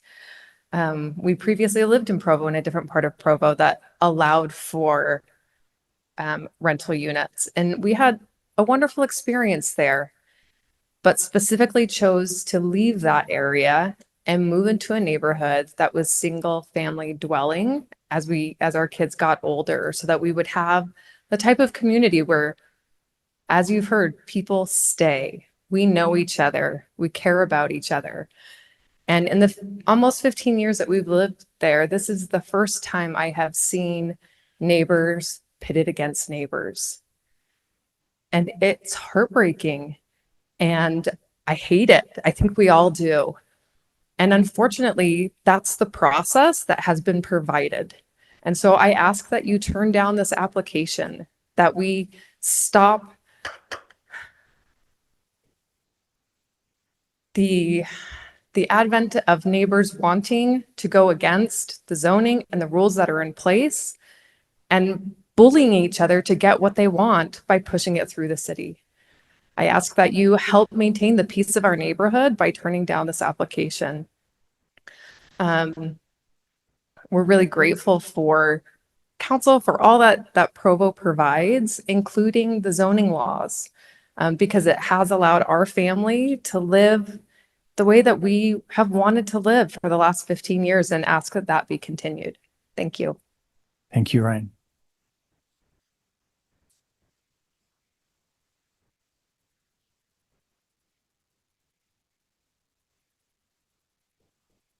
My name's David Taylor. I also live in the neighborhood, and I'm going to speak very quickly, so hang with me. I'm going to speak of broad principles. As you know, the purposes of city zoning laws are primarily to ensure compatible uses. It's for the protection of public health and safety, protecting property values, and promoting economic development and preserving community character. Provo's intentional city planning for decades has developed a range of compatible use areas to create diversity in commercial activities as well as housing options throughout the city, according to the needs and desires of the residents. The planned patchwork throughout Provo provides student housing near campuses, apartment complexes, townhouses, ADU, allowable areas, and single-family neighborhoods. It is the clear and transparent communication of where those zoned areas are that companies and individuals can make choices according to their investment priorities and options. It is critical that you provide that guidance. The underlying city zoning laws and these principles in the areas that we're talking about are designed with a rules-based approach, which are applied broadly and consistently, rather than by one-off exceptions. Individual exceptions to zoning laws undermine the principles and create dangerous precedents that compromise the decision-making and enforcement abilities of city officers, which we've heard about, especially if the exception is based on the character of the applicant. Discrimination for or against anyone, regardless of whether their neighbors like them or not, has never been the basis and should not be the basis for law, policy, or statute exemptions. Rather, city councils can be the most compassionate and kind by allowing equitable access across the diverse spectrum of being transparent. You're welcome. Thank you, David.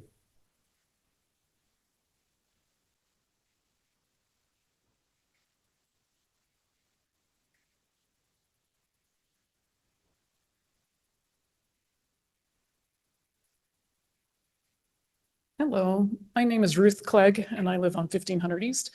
I'm one of those people that bought her parents' home, so my home is older than me.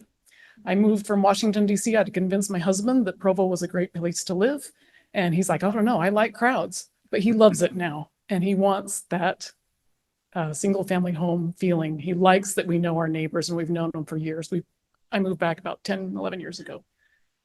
And we did welcome the Ludlows in. That is not the point. We love their family. We want them to be there, but we don't want the renters. And we don't want the other houses that have renters. And I think this is finally the point where we're just like, enough is enough. We don't want the Airbnbs in our neighborhood. We don't want all these things that are against code. And yeah, I work in law enforcement and I have very low tolerance for lawbreakers. And we need to maintain a line. You don't give exceptions willy-nilly, or because you like somebody. You don't do that. You follow the law. And so if we don't want all Airbnbs coming and getting an exception and all the other renters to get an exception either, we want to maintain that single family neighborhood. Thank you. Thank you, Ruth.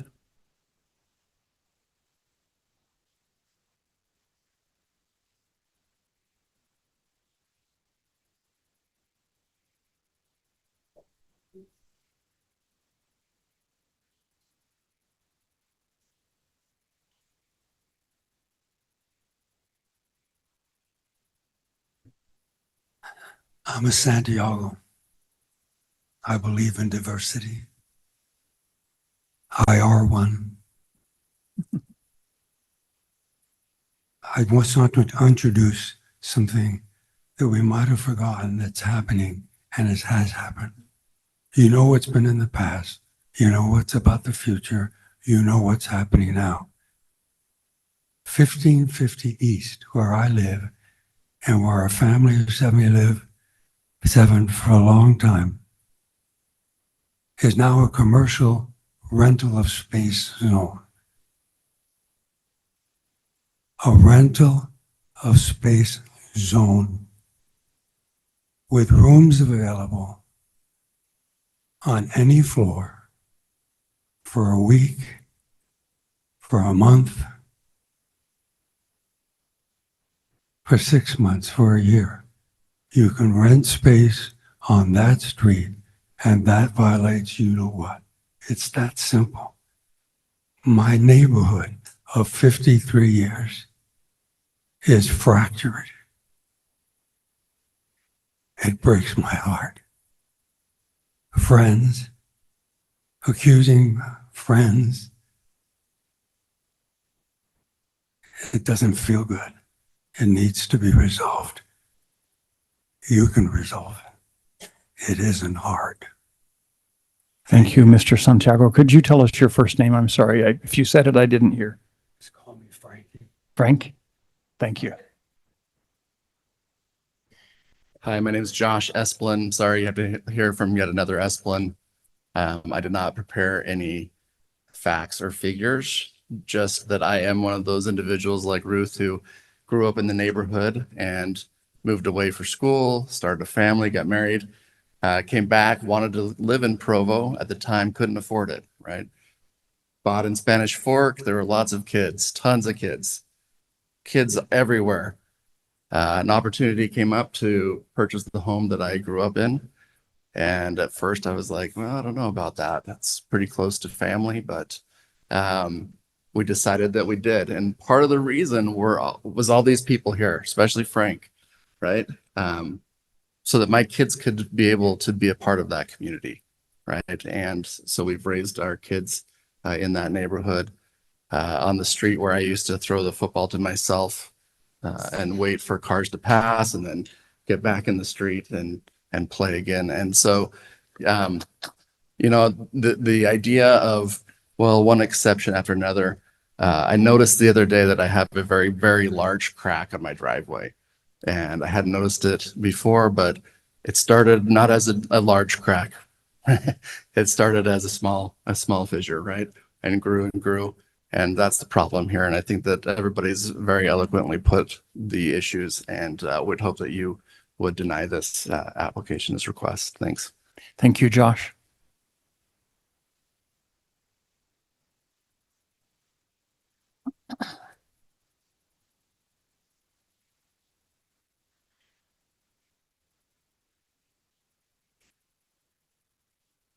Is there any additional public comment?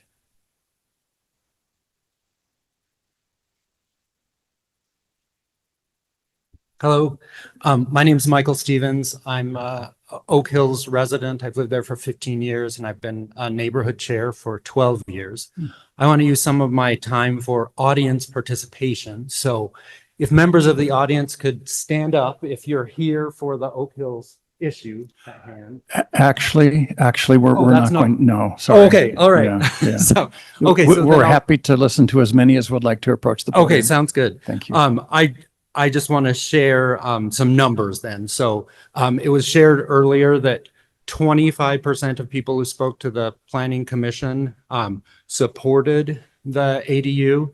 And I looked at the public record and it's actually 3 out of 19. So that is 16% supported, 84% did opposed. And then what I was trying to demonstrate is that the room is full of people who oppose the ADU. The reason I wanted to come today to speak is because of my role as neighborhood chair. Many people over the years called me and said, I'm interested in buying a house in your neighborhood and I'd like to rent the basement out. What is the neighborhood view on ADUs? And so I shared with them the information that the majority of residents in Oak Hills oppose ADUs. 84% of people who spoke at the Planning Commission oppose those. And so I really am concerned that the applicant just came into the neighborhood and flew under the radar, broke the rules, rented, waited till they got caught, and then decided to apply for an exception. I think that's an inappropriate path. And I want you all to go home and say, I listened to the concerns of the majority of the neighborhood today and voted. Thank you. Thank you, Michael.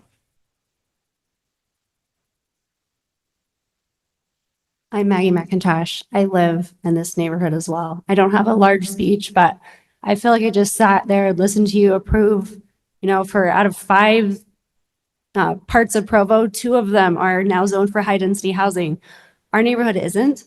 And I would like someone to protect that. Like, we have lots of different housing available. Obviously, we just zoned a lot of it for high density, but our neighborhood isn't. So I just want to have my vote go down as I would like it to not be approved too. Thank you.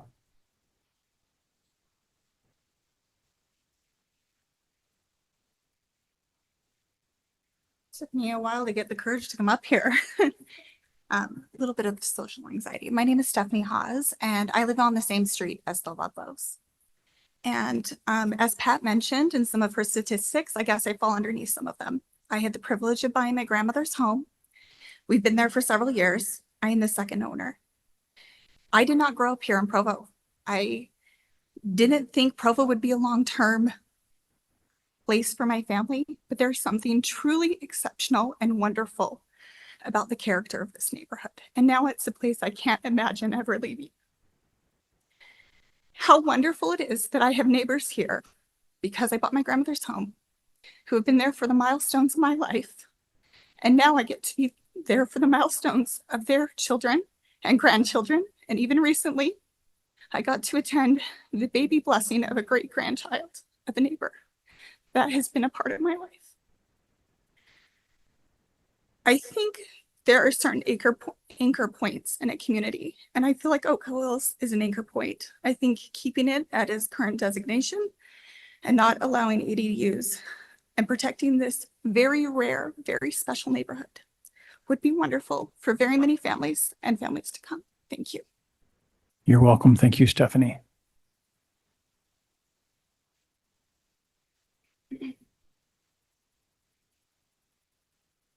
Mr. Chair, council members, and Mr. Paxman, thank you for listening to us tonight. We appreciate each of you, and not just tonight. We appreciate your willingness, each of you, to research out this issue and to meet with us and to make an informed decision on what's best for our neighborhood, what's best for our community. And I just want to add my opposition to this proposal as well. This is worse than the special use permit that was previously asked for that got shot down. So I just want to add my voice to that as well and let you know that I appreciate any efforts that you make in the future to resolve this issue. And I know that you will. I have faith in each of you that you'll do what's best for our not only our neighborhood, but every neighborhood that will face these same issues and avoid the fracturing that my father-in-law spoke so eloquently about, and so many others basically said all of the things I planned to come and say and said it better than I could. So just want to thank each of you. Thank you, Kim.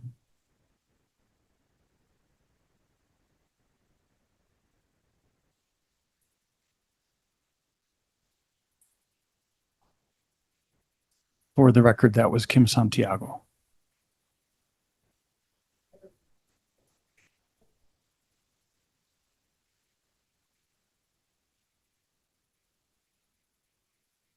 This is kind of scary.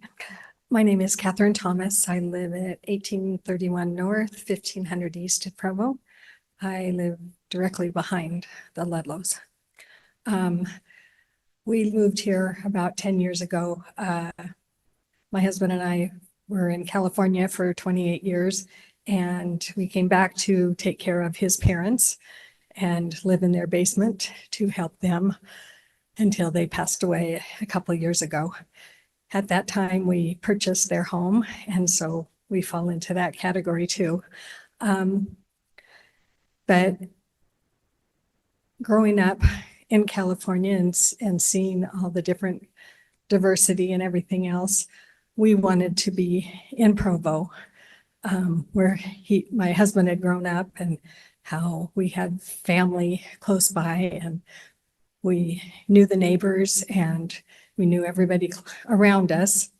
And so that's why we decided to stay in the home and remain there, even though we probably could qualify for an ADU also. And I think every home in the neighborhood was almost built with basements and kitchens and everything designed that way. So, but we're there and we love the neighborhood, and I just want to add my voice to opposing having ADUs. Thank you, Catherine.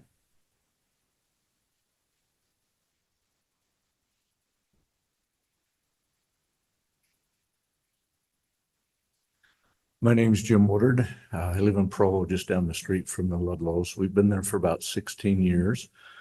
I'm assuming that you all will have three options, at least, as you try to decide tonight the way you want to vote on this. My hope is that you will neither vote for or against, but vote to table this, and instead spend your time and energy on fixing this, because you've heard from a lot of people who I agree with that this is very heartbreaking for our neighborhood. And I am heartbroken over this. I think there is a solution, and I hope that you would spend your time finding ways to eliminate this discord and this broken heart feeling that's permeating our neighborhood. That would be my request. Thank you. Thank you, Jim.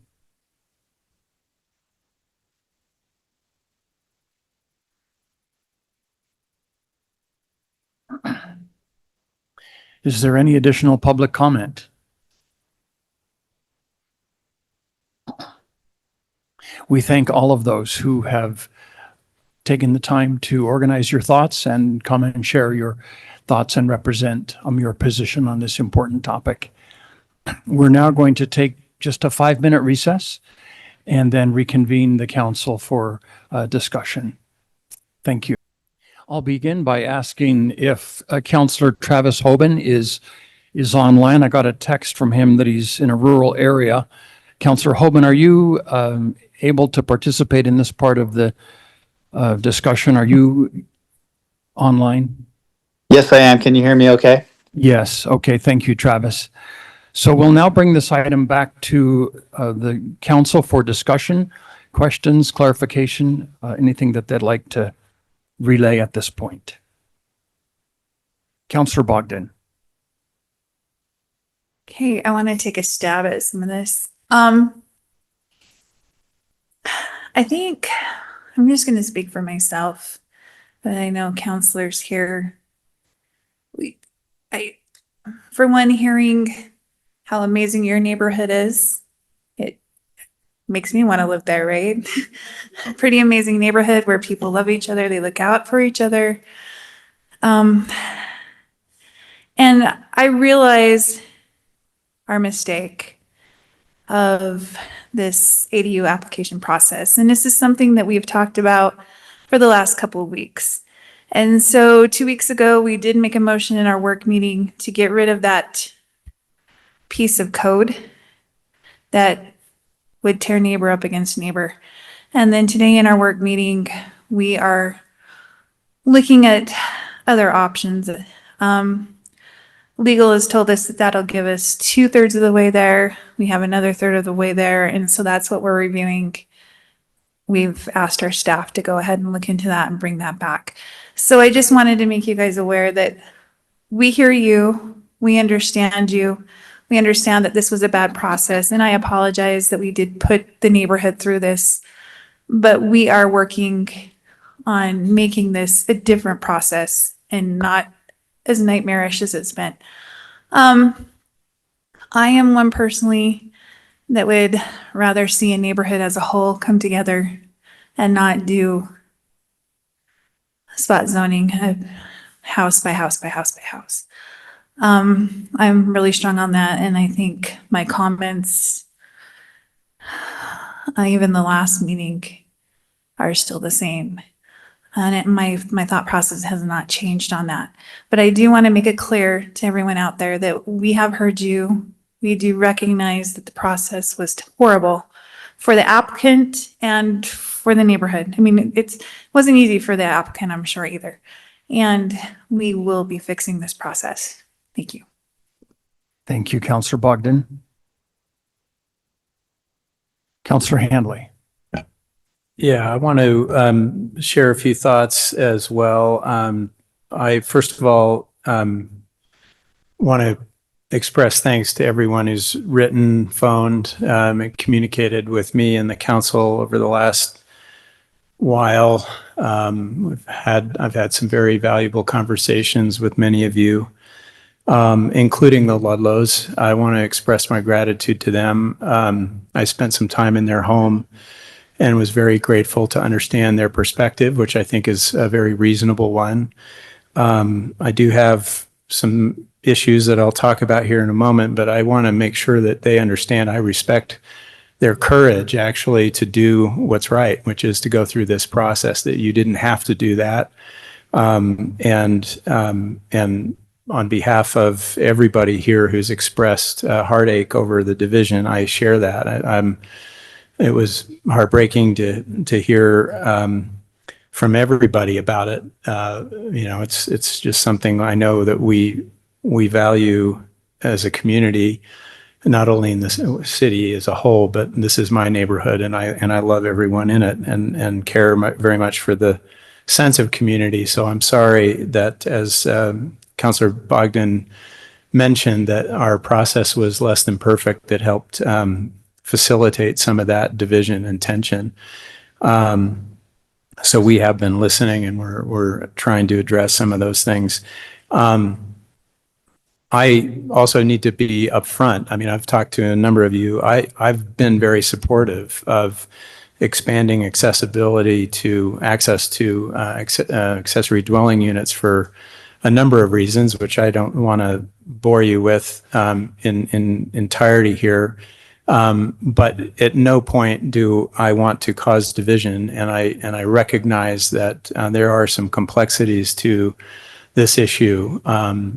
I just hope we can all appreciate the complexities. I've told a number of you, my next door house neighbors moved and they sold it to a young family, and I don't know why they thought this was going to be possible, but they thought they could rent out the basement. And when they found out that they couldn't, and that their next door neighbor was a member of the city council, they decided to rent out the entire house to somebody. So our goal of home ownership in the neighborhood can actually be compromised, in my view, if we're overly strict with ADUs. I frankly do not know what the right balance is. We've been experimenting. I've been researching this for 5-6 years, I think. And I see it as a valuable tool for young families. I think it's important for us to consider that. It's also important to realize that the state legislature has been moving closer and closer to mandating this across the state, which is very likely to be a conversation every year for the next who knows how many years. And one of the things about the Ludlow's request that I thought was especially reasonable is that it's a very odd, anomalous house. It has, you saw the map, it's how many, I don't know, 12 bedrooms, 10 bedrooms, with a second kitchen already in it. And so it does seem to me to be unused housing stock that otherwise lies dormant that could be used in a reasonable way. Most of the time, when ADUs are regulated well and they're licensed well and they're inspected well, then they do have minimal impacts on neighborhoods. I've heard my neighborhood referenced as a case in point of how poorly it's gone, but I think the I don't know. I'm between Oak Hills. I'm on Oak Lane. I guess I'm Oak Hills. I'm Oak Hills, right? But it's a tree street, so I guess I'm also tree streets. But I've seen it positive and negative in different ways. But I think overall it's been quite stabilizing for a neighborhood down closer to 9th East that's very vulnerable to exploitation. As a council, we are entirely united behind stronger enforcement, and I know there's a lot of frustration with that. We've been working very hard at that and continue to look for ways to be better. But I hope nobody doubts our commitment to it, because regardless of nuances about this issue as a tool, we all agree that violations where there's over occupancy and illegal duplexes and those sorts of things are very, very negative. So I just want to acknowledge that. I felt quite a bit of respect and sympathy for the Ludlows. That said, I also have listened to many of you who have concerns about it, and I share some of those concerns. I think the main issue for me is that, and this is a longer conversation that I'm happy to have with anybody, but I would prefer a special use permit process than spot zoning. I think, as Mrs. Ludlow said, this is kind of their only option. It's too bad that it's their only option, but it's not a good one, and it's not one I like or support, because it does actually set a strange precedent of exception that then someone else can say, why did you make that exception here and why not make it there? And you end up with this weird map with, one house here and one house there. The difficulty, of course, is that houses are very unique, and this one's very unique. We've had a situation a couple of weeks ago of a very odd-shaped property that we essentially spot zoned because it was just not fitting a lot of our code. Code and zoning are imperfect tools. And they're not always, they don't always get us what we want, and they do sometimes have unintended consequences, like I'm experiencing with my next door house. It certainly is not an intended consequence of protecting single family detached homes that we would end up with more renters rather than fewer people.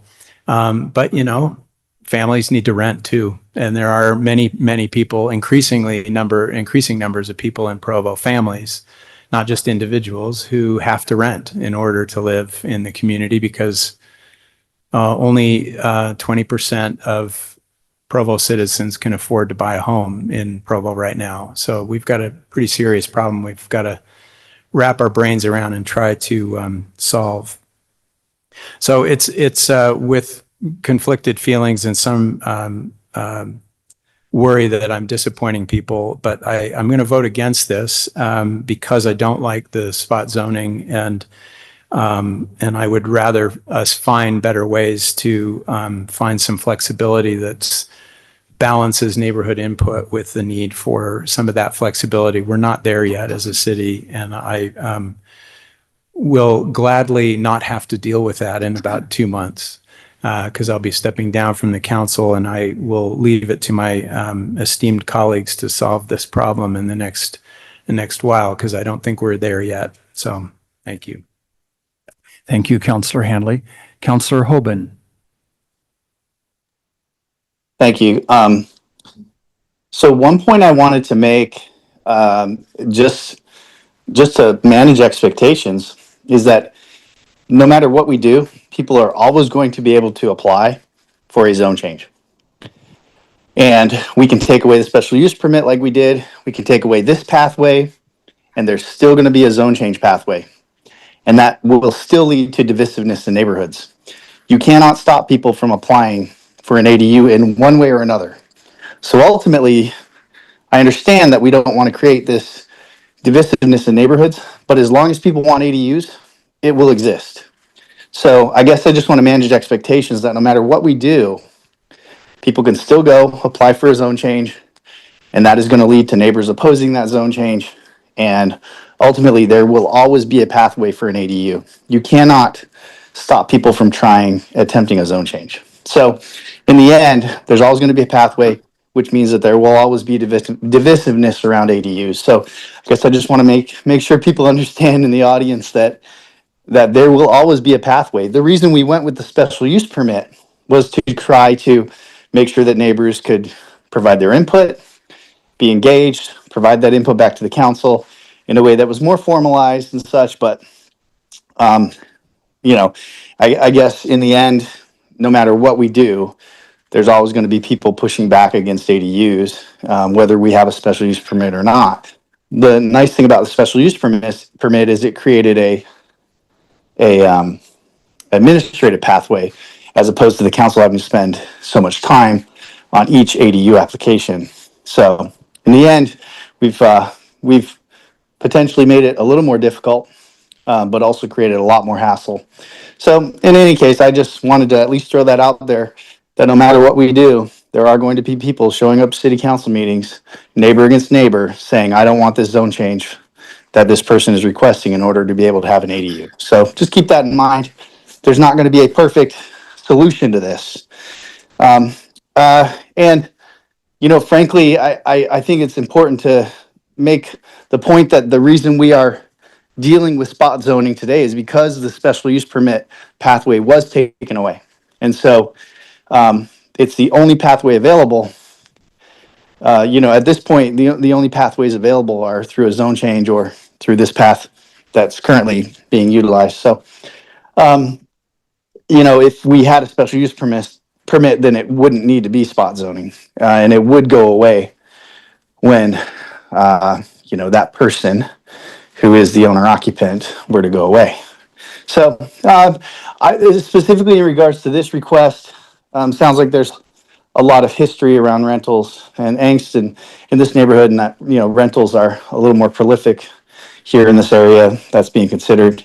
So I think that is something to be considered. I think I look at these ADU applications in, a quantitative and qualitative way. Quantitatively, maybe there's enough parking spots. It could work. There's enough rooms in the house. But qualitatively, it sounds like there's some issues specifically in regards to this neighborhood and this ADU. So I think that carries weight with me. My biggest concerns with ADUs have been, I don't want to open up large swaths of the city to ADUs. I think that creates a lot of issues in regards to infrastructure, in regards to enforcement and managing these ADUs. So, I've always been opposed to that. Where I've more so been open is in these one-off type of applications where it makes sense, and everything kind of, all the stars align. I don't know if the stars align on this one, but so I think there's some other considerations there. But in any case, thank you, and I won't be supporting it for those reasons. But I also think it's important to keep those expectations in check, that ultimately there's no way to stop the divisiveness when somebody wants to, request an ADU in one form or another. Thanks. Thank you, Councillor Hoban. And if you have any additional comment, Travis, continue to use the raise hand feature on your laptop. Thank you. Councillor McKay. One gentleman asked about the history of how this process came to be, this really bad process. I'm just going to give a quick overview since you asked. It was right when I got on the council, so it had to be about 4 years ago. And the council was really divided, 4-3, 3-4 on ADUs in the whole city and no ADUs. So this compromise came to be the special use permit, where they could get signatures and it would never come to us. It just got approved. So you wouldn't hear about it. There wouldn't be a planning commission or a council meeting about it. If they got the signatures, if they met all the requirements of an ADU, they would get it. But it would only be until they sold their home. So it was not in perpetuity. And then it also had this process that we're doing now. No, it didn't have that process. We changed. Okay, so about a year ago, we got rid of that process where it was just going through the administration. But it was the same issues, it was just a lot of contention with getting the signatures, and the divisiveness is horrible. We shouldn't be doing nothing that pits neighbor against neighbor and hurts feelings and cohesiveness of neighborhoods. And community is what we want, right? We work so hard at it. We do the neighborhood program trying to build community, and we do communication trying to educate people and build more community. We don't want anything to do with hurting our neighborhoods. I'm someone who's always been really protective of legacy neighborhoods, and I'm not a fan of ADUs. The state did require most cities to do ADUs citywide, but Logan, Ogden, and Provo were exempted at 30%. We have to do 30% ADUs. We have about 50% ADUs right now. So we've more than met the state requirement, and I think that's good. We're done. It's my opinion that we need to protect legacy neighborhoods. We are failing on enforcement. We need to do way better on enforcement. We're still working on that. We have been actively working on it, but it's a very slow thing, and we haven't found the answer yet. So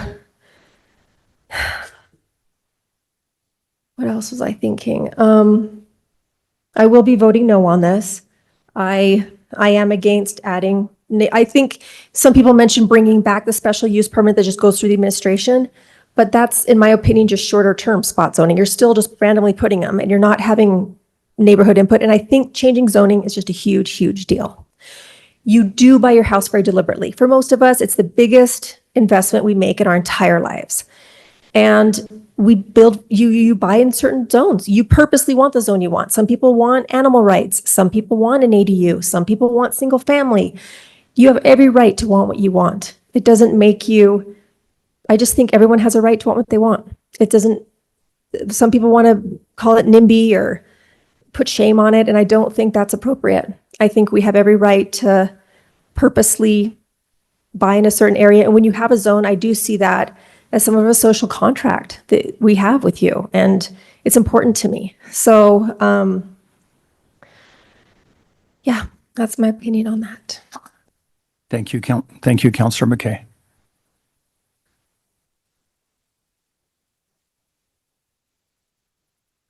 Councillor Whipple? This entire discussion just fills me with a lot of heaviness.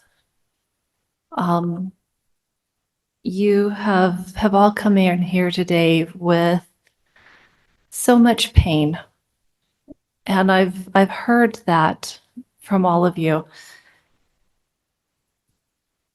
I don't know what it's like to live in a legacy neighborhood like that. And every once in a while when I'll visit friends who live up in the neighborhoods, and they're talking about their neighbors that they've known for years and these multi-generational things. And I feel like I'm so new, like I would never fit in to a place like that.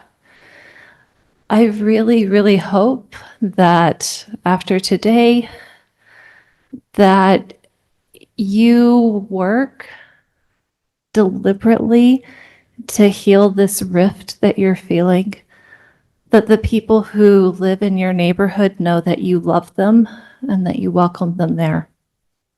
I believe that you do that because you've talked about how much you love it and how much you love each other. And I think with that love, you will want to heal this. I'm generally supportive of accessory dwelling units as a conditional use. But that's probably because I live in a part of Provo where that's allowed, and I see that that's good for my neighborhood.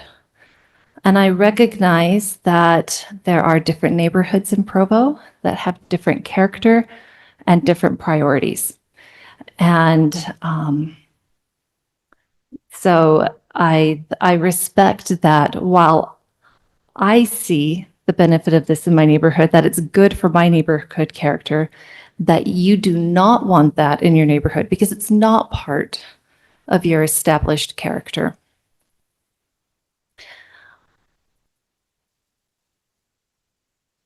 I think it's interesting. This has happened in several meetings where people have said that they deliberately bought a certain property because of the way that it was zoned. That wasn't what I was looking at when I was house hunting. I was looking at like a home that I could afford to buy, that our family would fit into. I wasn't reading the zoning requirements or thinking, you know, this is the particular use. I was just looking for a house. And I didn't realize that people used that as a filter when they were searching for their homes. It may be that some people had more choice or more options when they were looking than I had. That's an interesting concept to me.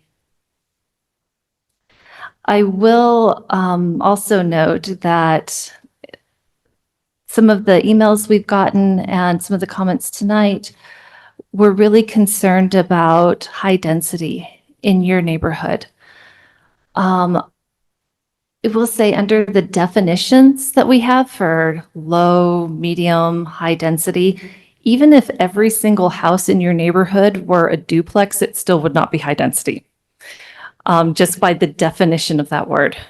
But I know, I just say that so that I can help you understand that even an ADU would not be like getting a high-rise apartment complex there. You know, it's an entirely different thing. It's like a Chihuahua and a Great Dane, different animals. I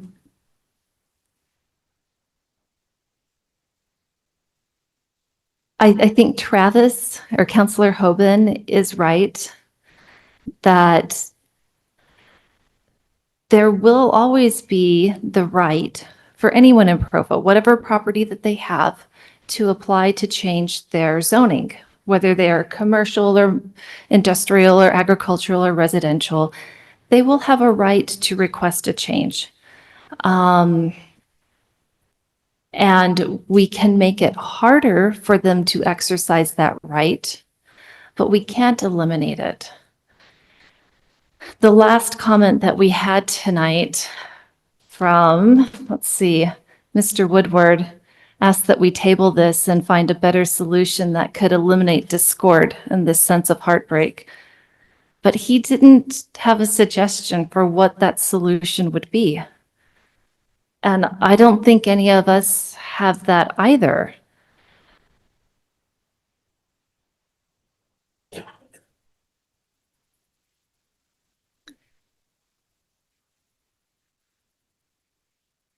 Anyway, I'm going to trust you to be a good neighborhood and to take care of each other. So many of you came out together to speak on this.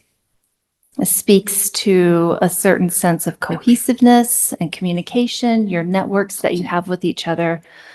And I trust that you will use that to continue to welcome the people who do come into your neighborhood so that they do want to stay there for generations, like some of you who spoke today have. Thank you, Councillor Whipple. Councillor McKay? I want to speak really quickly to what we can do. So currently, the special use process we got rid of like a year-ish ago it wasn't even a year ago, but less than a year ago, but it did not have the public, it wasn't done in the public like this is done. And it was free, like it didn't cost any money if you got the signatures. We got rid of that. Now there's this process. This process is also free if you get the signatures, but it is done in the public, which I like that part. So getting rid of this process, what is left is a regular zone change, which costs over $1,000 and is still done in the public. So you'll be notified and you'll be aware. So that is a big difference. So that with the special use process, it made a huge difference having that fee waived. And a lot of time has been spent on this. So it's not even good in the sense that way too much staff time is spent on these for it to be free. So I just want to clarify the processes. Thank you. Councillor Christensen? I'm committed to two things. The first is we as a city need to do better with enforcement. Now, enforcement is very challenging to do because you've got property rights, you've got personal rights. I mean, it's challenging to do. And we as a city need to do better. The administration needs to do better. And as a council, we need to provide the resources. I'm committed to working on that and making that a priority. Second thing we need to do is the city deserves better than this process. I disagree that this has to be painful and ugly and create this kind of thing. We can do better than that. And I'm committed to making sure that we do better than that.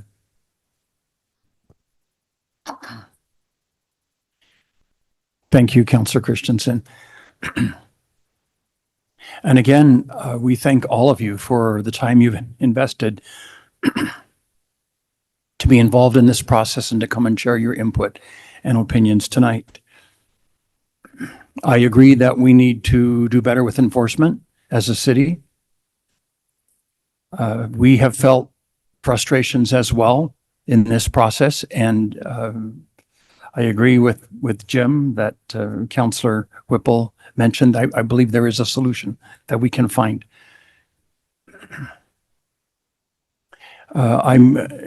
We have, as Councillor Hanley said, we have over a period of time struggled with this issue, including a year ago when we changed the provision for seniors. We heard arguments that it's hard for our senior residents to stay in their homes. We've reduced the age from 65 to 60, allowing senior residents to apply for that ADU permit at an earlier age. I read an article today about the increase in the use of homes for multi-generational purposes. I don't remember the percentage increase. It was here in the state of Utah. We do have challenges that we're facing regarding the affordability of homes.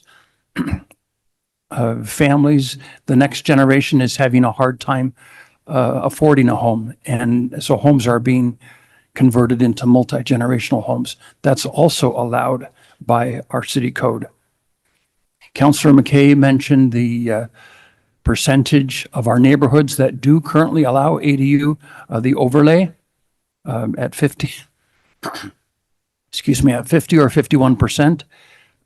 So I'm glad that we have that. We are striving to find ways to make housing more affordable. One issue that we have undertaken in the last month is identifying an area where 34 units of workforce housing will be built. on land that isn't a land trust for Provo City so that public safety, other employees of the city can find some affordable housing and live in the communities that they serve. So we are striving to look for ways to address this possibly most difficult issue that we face. I do agree, though, that these issues need to be considered on a neighborhood by neighborhood basis. We did approve maybe 18 months ago another neighborhood contiguous to Kiwanis Park that in a unified way wanted the A overlay zone contiguous also to another ADU zone, and that was approved. So I'm glad we have neighborhoods in the city that support these issues that we're talking about. But again, I do want to respect the rights of neighbors, the opinions of neighbors and neighborhoods who have preferences for how their neighborhoods are maintained. In this case, in a single family zone. Any other comments, councilors, or questions? If not, I'll call for a vote. Councilor Hoban, I'll start with you. No. Thank you. Councilor Whipple, No. Councilor Garrett, no. Councilor McKay, No. Councilor Christensen, No. Councilor Hanley, No. and Councilor Bodden. No. This motion then fails on a vote of 7-0. Thank you. If there's no objection, then we'll adjourn the council meeting by unanimous consent. And thank you again to all of you for your patience in coming, spending your evening with us tonight. Come back again soon.